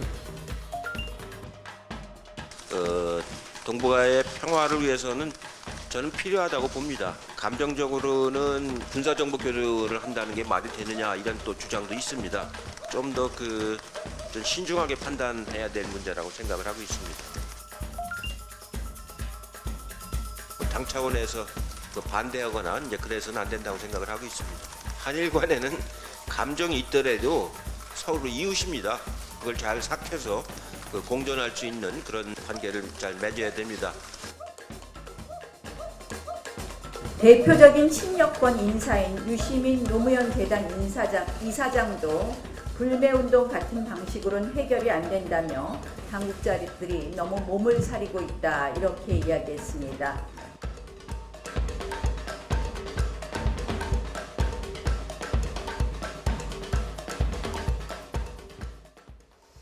네, 민정수석으로 있을 때 이제 좀 당분간 상황을 지켜보겠다라고 했는데 지금은 이제 민간인 신분이 됐으니까 SNS에 이제 글을 올리는 거는 뭐 자유롭게 올릴 그렇죠. 수는 있겠습니다. 이번에 올린 글은 강제징용 판결 부정은 헌법 위반이다 뭐 이런 취지였어요. 그렇습니다. 그러니까 줄곧 지금 조국 전 민정수석이 올리는 것은 2018년 지난해 우리 대법원 판결의 정당성을 계속 강조하고 있습니다. 네. 그래서 대법원 판결의 정당성을 동의하느냐 마느냐, 동의하면 이게 우리랑 같은 편이지만 동의하지 않는다고 한다면 일본 정부랑 뭐가 다르겠느냐. 그래서 2018년에 대법원 판결을 동의하지 않으면 이게 매국이다, 또 이적이다 이렇게 이제 이분법으로 나누는 건데요. 네. 저는 뭐 조국 수석이 그런 주장을 충분히 이해합니다. 그리고 2018년 대법원 판결을 부당하다고 하는 사람은 거의 없어요. 왜냐하면 우리 사법부의 독립적인 판결이기 때문에 네. 판결 자체를 존중하는 것이죠. 다만 지금 이야기하는 것은 2018년에 대법원 판결이 개인 차원의 청구권, 배상권을 다시 요구했기 때문에 이것이 1965년에 박정희 정권이 맺었던 한일 청구권 협정의 효력과 일부 상치하는 부분이 있다는 거예요. 그러니까 일부 상충하는 부분들에 대한 논란을 해소하기 위해서 하루빨리 일본과 외교적 협의를 하라는 게 야당 측의 주장이고 네. 저 개인적으로 그렇게 생각합니다. 근데 마치 그런 주장, 그러니까 지금 문재인 정부가 2018년 사법부의 개인 배상 청구권에 대한 판결을 그냥 손 놓고 가만히 있을 게 아니라 그것과 1965년에 한일 조약에 갖고 있는 국제법적 효력 사이에 일부 충돌의 가능성을 어떻게 해소해 줄 것인가를 일본과 외교적으로 해결하는 요구인데 네. 이걸 마치 2018년 대법원 판결을 부인하는 것으로 환원론적으로 매도해버리는 건 제가 볼 때 좀 앞뒤가 안 맞는 거고요. 그리고 그렇기 때문에 대법원 판결을 동의하느냐 안 하느냐 이게 바로 애국과 매국의 기준이다. 이적과 뭐 애국의 기준이다로 이야기를 해버리면 네. 과거에 조국 교수가 그렇게 반대했던 사상 표현의 자유 있지 않습니까? 네. 군사 독재 시절에 군사 독재 타도하자라고 반정부했을 때 대부분 그것들 억압했던 게 북한과 똑같은 주장이라고 그때 이적 단체로 몰아서 그때 네. 억압을 했잖아요. 그걸 가장 앞서 반대했던 분 중에 하나가 조국 교수인데 그와 똑같은 논리로 내 편이 아니면 다 적의 편이라고 이야기하는 건 제가 볼 때 앞뒤가 안 맞는다고 생각합니다. 네, 이 조국 전 수석의 글에 대해서 민주당 이해찬 대표가 공과 사를 좀 구분해야 뭐 이렇게 조심스럽게 신중한 입장을 밝혔습니다. 앞서 지소미아 파기 문제에 있어서도 굉장히 좀 신중한 모습을 보였거든요. 같은 연장선상에 놓고 봐도 될까요? 네, 여당 내에서는 여당 내 뭐 어른 역할을 지금 한다고 볼 수 있는 것이죠. 아까도 말씀을 드렸지만 우리나라 집권 여당 내에서도 다양한 의견과 분파가 있다라고 하는 것을 좀 보여주고 이것이 이제 정부가 앞으로 이제 일본과의 협상을 벌여 나갈 때 이 다양한 여론 중에 어디가 과연 이제 한일 관계를 이제 미래지향적으로 열어가는데 필요한 것이냐. 네. 우리가 좀 손을 들어주려면 외교에서는 서로 상대방을 좀 존중하는 여지가 좀 서로 있어야 되는 것이거든요. 지금은 좀 강대강의 국면이긴 하지만 네. 분명히 이제 한일 간의 대화가 좀 이루어지고 서로 간에 좀 여지를 열어주는 출구를 열어주는 이제 그런 국면이 필요한데 네. 그럴 때 이제 필요한 어떤 근거들, 이야기들이 지금 선례들이 지금 남기고 있는 것이죠. 네. 자, 민주당은 연일 일본 정부에 대해서 강경한 태도를 유지했던 지도부의 대일 비판 톤이 이야기하는 대로 조금씩 낮아지는 모습인데요. 이해찬 대표의 발언 이어서 들어보겠습니다. 한일 간에는 감정이 있더라도 서로 이웃입니다. 그 헤어질 수 없는 이웃이기 때문에 감정이 있더라도 그걸 잘 삭혀서 그 공존할 수 있는 그런 이제 그 관계를 잘 맺어야 됩니다. 모처럼 아시아에서 이제 올림픽이 그 이루어지는데 거기에다가 우리가 그 경제 그 보복은 보복이고 또 그런 스포츠 교류라든가 이런 건 또 별개의 것이기 때문에 저희는 뭐 당 차원에서 그 반대하거나 이제 그래서는 안 된다고 생각을 하고 있습니다. 네, 이 발언 들으니까 확실히 분위기가 사뭇 달라진 게 느껴지네요. 지금 감정이 있더라도 이웃이다. 그리고 스포츠 교류는 별개의 분야다. 이런 이야기를 하거든요. 그렇습니다. 그러니까 지금 우리 문재인 정부가 지난해 평창 이후에 한반도 평화 국면을 주도하고 있는 것에 대해서 많은 국민들이 지지를 하잖아요. 그러면 사실 북한에 대해서 평화의 국면들이 필요하기 때문에 협상을 하는 것이고 대화를 하는 것에 다 많은 사람들이 동의를 합니다. 네. 근데 북한은 우리랑 군사적으로 대치하고 있고 우리를 겨냥해서 최근 얼마 전까지도 신형 단거리 탄도미사일을 발사하고 있고 도발을 네. 하고 있습니다. 그리고 핵폭탄을 지금도 포기하지 않고 있잖아요. 그런데도 우리 문재인 정부는 그래도 대화를 해야 된다고 이야기를 하고 있지 않습니까? 그런 북한에 대한 그 관점을 조금만 더 일본에 갖다 붙인다고 한다면 일본의 경제보복 조치가 정말 야비하다 하더라도 네. 그 경제보복 조치가 발생하게 된 지난해 10월에 대법원 판결과 1965년 청구권 협정 사이에 네. 일부 충돌의 가능성들을 외교적으로 풀면 되는 거거든요. 그걸 풀자고 하는 것이 일본의 일관된 요구였고 최근 경제보복이 있기 전까지는 우리 한국과 한국 정부가 그걸 애써 모른 채 했던 거예요. 그러니까 사실은 이 부분은 우리가 북한에 대해서 쏟는 정성에 비한다고 한다면 제가 볼 때 대통령과 또는 일부 청와대에서 그런 감정을 좀 삭히고 현명하게 풀 수 있는 저는 솔로몬의 지위가 있다고 생각을 네. 합니다. 근데 그걸 하지 않는 게 좀 문제라고 생각하는데 이제서야 제가 볼 때는 이해찬 당대표가 이제 좀 어른으로서 이제 한일 간의 문제가 어디에 있고 어떤 것이 문제가 빌미가 됐다는 걸 알기 때문에 문제를 풀 수 있는 조금 더 신중한 접근, 그다음에 조금 더 차가운 머리로 아마 접근하는 듯한 느낌이 들고요. 네. 저는 그런 면에서라도 대통령도 사실은 이미 외교적 해결을 이야기해 놓은 바가 있습니다. 네. 그리고 조국 수석이나 조국 전 수석이 저렇게 감정적으로 친일과 반일이라는 이분법적 평가를 좀 안아주기만 하면 저는 우리 당국이나 정부에서도 충분히 일본과 협의할 수 있는 물밑에 저는 충분한 가능성이 있다고 봐요. 아니 근데 앞서서 최재성 이제 일본 경제침략특위 위원장 같은 경우는 지소미아 파기까지 공개적으로 주장을 하고 있고 네. 당 대표는 또 이렇게 조금 결이 다른 이야기를 하고 이거는 어떻게 봐야 되나요? 당 안에서 뭐 정리가 안 된 겁니까? 아니면 의도적으로 이렇게 조금 역할을 나눈 겁니까? 다양한 의견이 있을 수 있기 때문에 이견이 존재하는 건 당연하고요. 그리고 당이라는 것은 정치 조직입니다. 그렇기 때문에 이견이 있는 것이 오히려 우리 정부가 향후에 일본과 협상을 하는데 유리한 카드가 될 수 있는 것이죠. 네. 이른바 이제 양국 간의 외교 협상이나 어떤 통상 협상에서 투레벨 게임이라는 게 있어요. 이중 구조 게임이라는 게 있는데 정부 당국자 간의 협상을 한다 하더라도 그 정부 당국자는 돌아가서 국민 여론을 또 한 번 협상을 해야 되기 때문에 그 국민 여론이 또 하나의 카드가 되는 겁니다. 네. 그러면서 본다면 집권 여당이든 야당이든 시민사회가 그런 목소리를 다양하게 내주는 것 자체는 우리 정부가 향후에 일본과 협상하는데 좋은 카드가 될 수 있습니다. 그러니까 그 자체를 나쁘게 볼 필요는 없다고 생각해요. 네. 내일 우리 방일단이 이제 일본을 방문하니까요. 지피지기면 백전백승 차원에서 그렇다면 아베 총리는 왜 이렇게까지 무리하게 상황을 밀어붙이는가 그 근본적인 이유부터 조금 짚어보죠.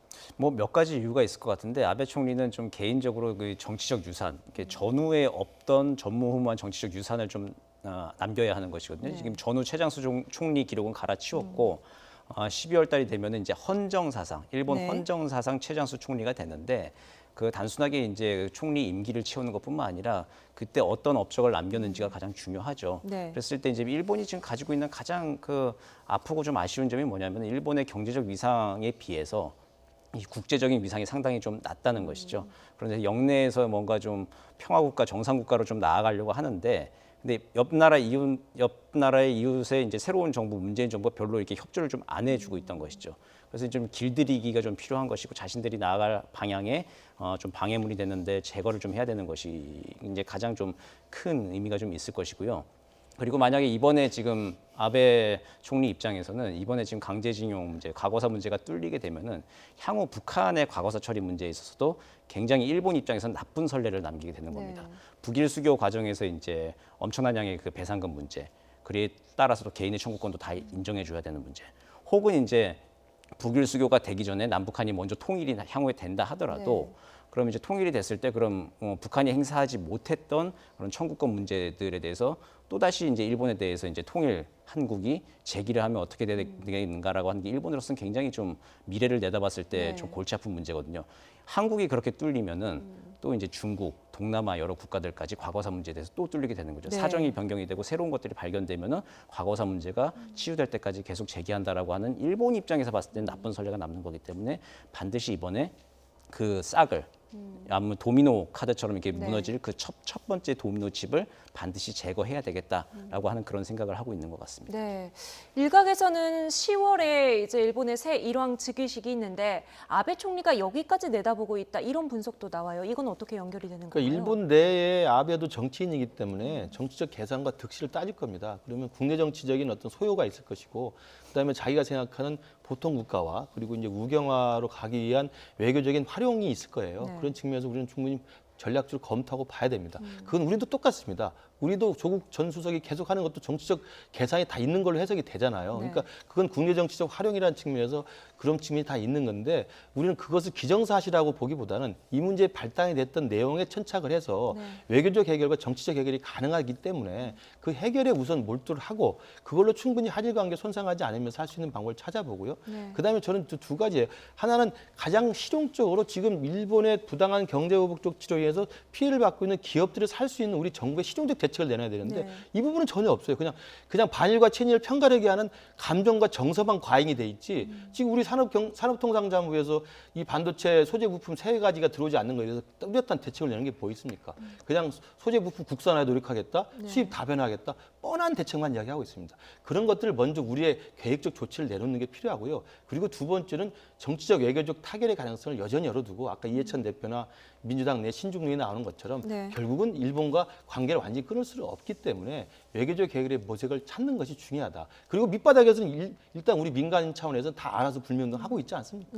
저는 그런 것들 종합적으로 전략적으로 강구를 하는 게 필요하다고 봅니다. 지금 일본의 수출 규제 조치에 대해서 우리가 대처할 수 있는 방법들이 마련이 돼 있다면 이 정도 준비가 잘 되어 있다라는 걸 우리가 공개적으로 밝히는 건 외교 전략적으로 봤을 때는 마이너스는 아닐 것 같은데요.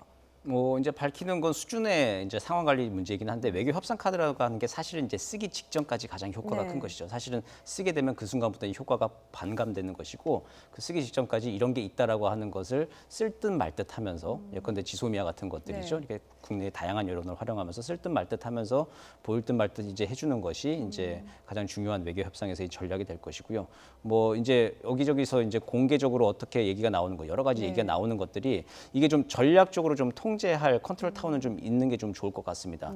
이제 우리나라가 이제 그게 좀 잘 안 되는 것이 좀 사실이긴 한데 좀 흔들리지 않고 지금 그렇죠. 한국 경제가 흔들리지 않은 모습을 보여주는 건 중요하다는 말씀이시죠? 예, 그런 얘기 등등 해서 정치권과 시민사회에서도 좀 역할 분담이라고 하는 것들이 꼭 누가 만나서 전략을 짜는 게 아니더라도 자연스럽게 이루어지는 그리고 경제는 경제대로 또 튼튼하게 좀 나아가는 모습들 그리고 시민사회는 시민사회대로 성숙한 모습대로 해서 누가 정부가 시켜서 하는 거 아니잖아요. 정말 자발적으로 하는 거 이건 일본 시민들이 잘은 못하고 일본도 이해를 못하는 면인데 이런 면이 있다라고 하는 것을 확실하게 도덕적 우위를 좀 점하고 이제 좀 장기적으로 가겠다라고 하는 마음도 좀 가지고 든든히 좀 채비를 해야 될 타이밍이라고 생각이 됩니다. 네.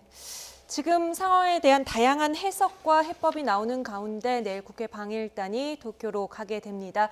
모쪼록 조그만 성과라도 좀 얻어서 국민에게 희망을 주었으면 좋겠네요. 지금까지 김근식 경남대 교수, 정대진 아주대 통일연구소 교수와 함께했습니다. 두 분 오늘 말씀 감사합니다.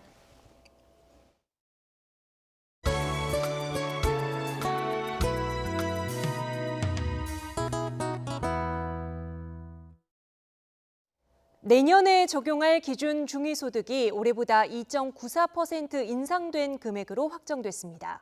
이 기준 중위소득은 기초생활보장 대상자에게 주는 생계급여와 의료급여 등 여러 급여의 기준이 되는데 중위소득이 상향되면서 급여도 오르게 됐습니다. 한영규 기자가 보도합니다. 기초생활보장과 각종 복지사업의 기준이 되는 내년 중위소득이 4인 가구 기준으로 474만 9천 원으로 결정됐습니다. 올해보다 2.94% 상향 조정됐습니다. 보건복지부 장관이 매년 고시하는 기준 중위소득은 78개 복지사업은 물론 기초생활보장 수급자를 정하는 기준이 됩니다. 최저생활보장의 기준이 되는 생계급여는 기준 중위소득의 30% 이하 가구에 적용됩니다. 중위소득이 상향 조정되면서 4인 가구 기준 생계급여는 142만 5천 원으로 인상됩니다. 주거급여도 서울 기준으로 41만 5천 원으로 인상됩니다. 전반적으로 볼 때 기초생활보장제도가 좀 더 내실을 갖추게 되었고 소득보장의 어떤 수준을 향상시키는 쪽으로 전면적으로 연결이 되었습니다. 기준 중위소득이 인상됐지만 장애인과 빈민 관련 단체들은 대폭적인 인상을 요구했습니다. 최근 3년간 중위소득 평균 인상률이 1.66%에 불과할 정도로 너무 낮아 소득 격차가 커지고 있다고 지적했습니다. 또 기초생활보장 수급권자라도 일정 재산이나 소득이 있는 부모와 자녀가 있으면 수급을 제한하는 부양 의무자 기준도 완전 폐지해달라고 요구했습니다. 대통령이 부양 의무자 기준 폐지를 공약했지만 중증 장애인 2만 명을 제외한 88만 명이 아직도 복지 사각지대에 있다고 강조했습니다. YTN 한윤규입니다.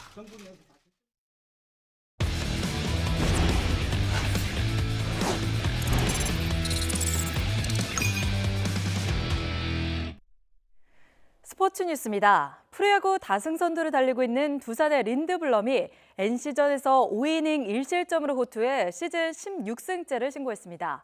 하나는 시즌팀 최다인 8연패 부진에 빠졌습니다. 프로야구 소식 김상익 기자입니다. 올 시즌 투수 4관왕에 도전하는 다승선두 두산의 린드블럼이 NC를 상대로 시즌 16승을 신고했습니다.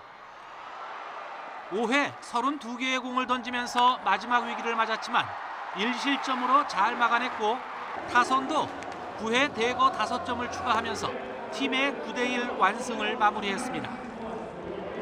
2위 키움은 26일 만에 터진 박병호의 시즌 18호 3점 홈런을 앞세워 LG를 4대2로 눌렀습니다. 상승세에 있던 LG는 연승 행진을 3연승에서 마감했고 통산 100승을 노렸던 차우찬은 기록 달성을 다음 기회로 미뤘습니다. 하위권 팀 중 유일하게 상승세에 있던 삼성은 롯데를 꺾고 4연승을 달렸습니다. 롯데 이대호는 시즌 12호 홈런을 쏘아 올렸지만 팀을 4연패에서 구해내지는 못했습니다. 기아 선발 양현종은 선두 SK를 상대로 7이닝 동안 단 2개의 안타만을 내주고 무실점으로 호투해 시즌 11승째를 챙겼습니다. SK는 연승 행진이 3연승에서 멈췄습니다. KT는 5회에 터진 심우준과 김진곤의 결승점 합작으로 한화에 3대2로 역전승했습니다. 한화는 안타 11개를 치고도 2점을 뽑는 데 그쳐 팀 시즌 최다인 8연패 수렁에 빠졌습니다. YTN 김사익입니다. 프로야구 NC 구단이 신축구장인 창원 NC파크의 사용료로 창원시에 25년간 330억 원을 지불하기로 합의했습니다. NC는 2044년까지 25년간 창원 NC파크의 사용권과 광고 수익권 등을 갖고 사용료 330억 원을 창원시에 내는 계약을 체결했다고 밝혔습니다. 프로축구 울산이 김보경의 2골 활약에 힘입어 FC서울을 꺾고 선두 탈환에 성공했습니다. 울산은 후반에만 2골을 넣은 김보경의 원맨쇼와 황일수의 쐐기골로 서울을 3대1로 누르고 13경기 연속 무패 행진을 이어갔습니다. 울산은 15승 6무 2패, 승점 51점을 기록해 전북을 승점 석점 차로 제치고 3주 만에 선두 자리를 되찾았습니다. 수원은 전반 박은익료의 선제골과 후반에 터진 타가트의 쐐기골로 대구를 2대0으로 눌렀습니다. 제리치와 김호남이 한 골씩을 주고받은 인천과 경남은 1대1로 무승부를 기록했고 성남은 후반 추가 시간에 터진 박원재의 극적인 결승골로 상주에 1대0으로 승리했습니다. 스포츠의 세계에는 언제나 승자의 환호성 뒤에 패자의 좌절이 있는 법이죠. 지난 주말 짧은 퍼트를 잇따라 놓치며 메이저 우승컵과 세계 랭킹 1위 자리를 모두 내줘야 했던 박성현 선수의 한숨에 모두가 안타까워했습니다. 하지만 지금도 나는 행복한 사람이라고 웃음 짓는다는 박성현 선수를 허재원 기자가 만나봤습니다.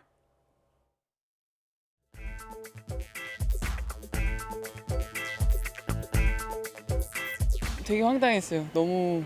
너무나 많은 버디 퍼팅들을 너무 어이가 없게 쓰리 퍼팅한 경우도 있었고 그래서 혼자 고민을 굉장히 많이 했죠. 박성현에게 골프는 34인치와의 전쟁입니다. 1m도 채 되지 않는 길이 34인치의 퍼터 때문에 울고 웃는 나날들이 이어집니다. 짧은 퍼트 실수로 눈앞까지 왔던 메이저 우승도 세계 랭킹 1위 자리도 내줬지만 박성현은 자기 자신을 믿습니다. 불안했던 거나 자신감이 떨어지고 이런 건 없었어요. 단지 홀에 안 들어갈 뿐이었고 그래서 조금 더 나를 믿고 이대로 밀고 나가보자라는 생각이 컸던 것 같아요. 지난 2011년 KLPGA 2부 투어에서 아무도 알아주지 않는 무명 선수로 시작한 프로 생활. 8년 만에 세계 정상의 자리를 다투는 특급 스타로 성장한 박성현은 그래서 지금의 나날들이 행복하다고 말합니다. 새로운 선수들이 계속해서 들어오고 또 그 선수랑 같이 플레이하고 호흡하는 게 정말 저는 정말로 재밌고요. 지금 저는 선수 생활하면서 정말 행복한 나날을 보내고 있다고 생각합니다. 골프 역사에 길이 남을 선수로 달려가는 박성현. 그래서 오는 9월 이미 전설이 된 선수들과 보낼 값진 시간이 벌써 기다려집니다. 박세리 프로님도 그렇고 로레나 오초와 모든 선수들이 한 번도 플레이해보지 못했던 선수들이고 실제로도 못 본 선수도 있어요. 그래서 굉장히 기대가 되고 설레는 마음이 굉장히 큽니다. 박성현은 에비앙 챔피언십의 아쉬움을 훌훌 털어버리고 이제 다시 브리티시 여자 오픈 우승을 향해 달려갑니다. YTN 허재원입니다. 1588 39,000원부터 배칠수의 39,000 꽃배달 3단 화한 39,000 배칠수의 39,000 1588 39,000 1588 39,000 배칠수의 꽃배달. 내가 어디에 있든 무엇을 하든 내가 있는 곳을 360도로 실감나게 보여주는 KT 5G 리얼 360. 360도 넥밴드 카메라로 즐기는 리얼 360. KT 5G. 100억, 1000억, 우습지 그 정도는. 이 세계는 조단이니까. 상대는 700조라고. 그래서 듀오안. 유산균이 장 속에서 스스로 증식하니까 듀오안.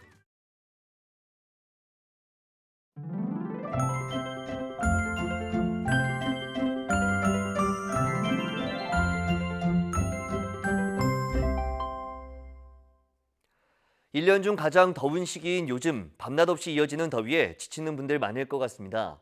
오늘 밤 사이에도 25도 이상을 유지하면서 밤더위가 이어지는 곳이 많겠습니다. 내일 수도권과 영서 지역은 비가 내리면서 그나마 더위가 조금 약해집니다. 서울 낮 기온이 29도로 오늘보다 2도가량 낮겠습니다. 하지만 영동과 충청 이남은 폭염특보가 계속되는 가운데 강릉 기온이 35도까지 오르는 등 오늘과 비슷하거나 조금 높아 무척 덥겠습니다. 내일 새벽 경기 북부에서 비가 내리기 시작해 아침에는 그 밖의 수도권과 영서 지역으로 확대되겠습니다. 이 비는 모레 아침까지 오락가락 이어지겠고 경기 북부와 영서 북부에 최고 80mm의 비가 내리겠습니다. 특히 새벽부터 아침 사이 강하게 비가 쏟아질 것으로 보입니다. 피해 없도록 대비 철저히 해주시기 바랍니다. 그 밖에 중북부 지역에는 5에서 40mm의 비가 오겠고 남부 내륙에는 오후 한때 소나기가 지나는 곳이 있겠습니다. 내일 아침 기온 오늘과 비슷하거나 조금 높겠습니다. 서울 25도, 대전 26도, 광주 25도, 부산 25도로 예상됩니다. 낮 기온은 영동과 충청 이남을 중심으로 크게 오르겠습니다. 서울 29도, 대전 33도, 광주 33도, 부산 32도로 예상됩니다. 비가 그치고 주 후반부터는 다시 전국적으로 심한 더위가 기승을 부릴 것으로 전망됩니다. 지금까지 날씨 정보였습니다. 역사박물관 관람객도 또 한일 역사 관련 서적의 판매량도 늘었다고 하죠. 초등학교 교실부터 국회까지 일본 수출 규제 여파를 타개하기 위해 애쓰고 있습니다. 위기도 난제도 맞지만 한편으로는 일제강점의 아픔이 어떻게 100년 후 국민의 삶에까지 영향을 미치는지 역사의 거대한 수레바퀴를 다시 바라보게 되는 여름입니다. 화요일 뉴스나이트 마칩니다. 편안한 밤 보내십시오.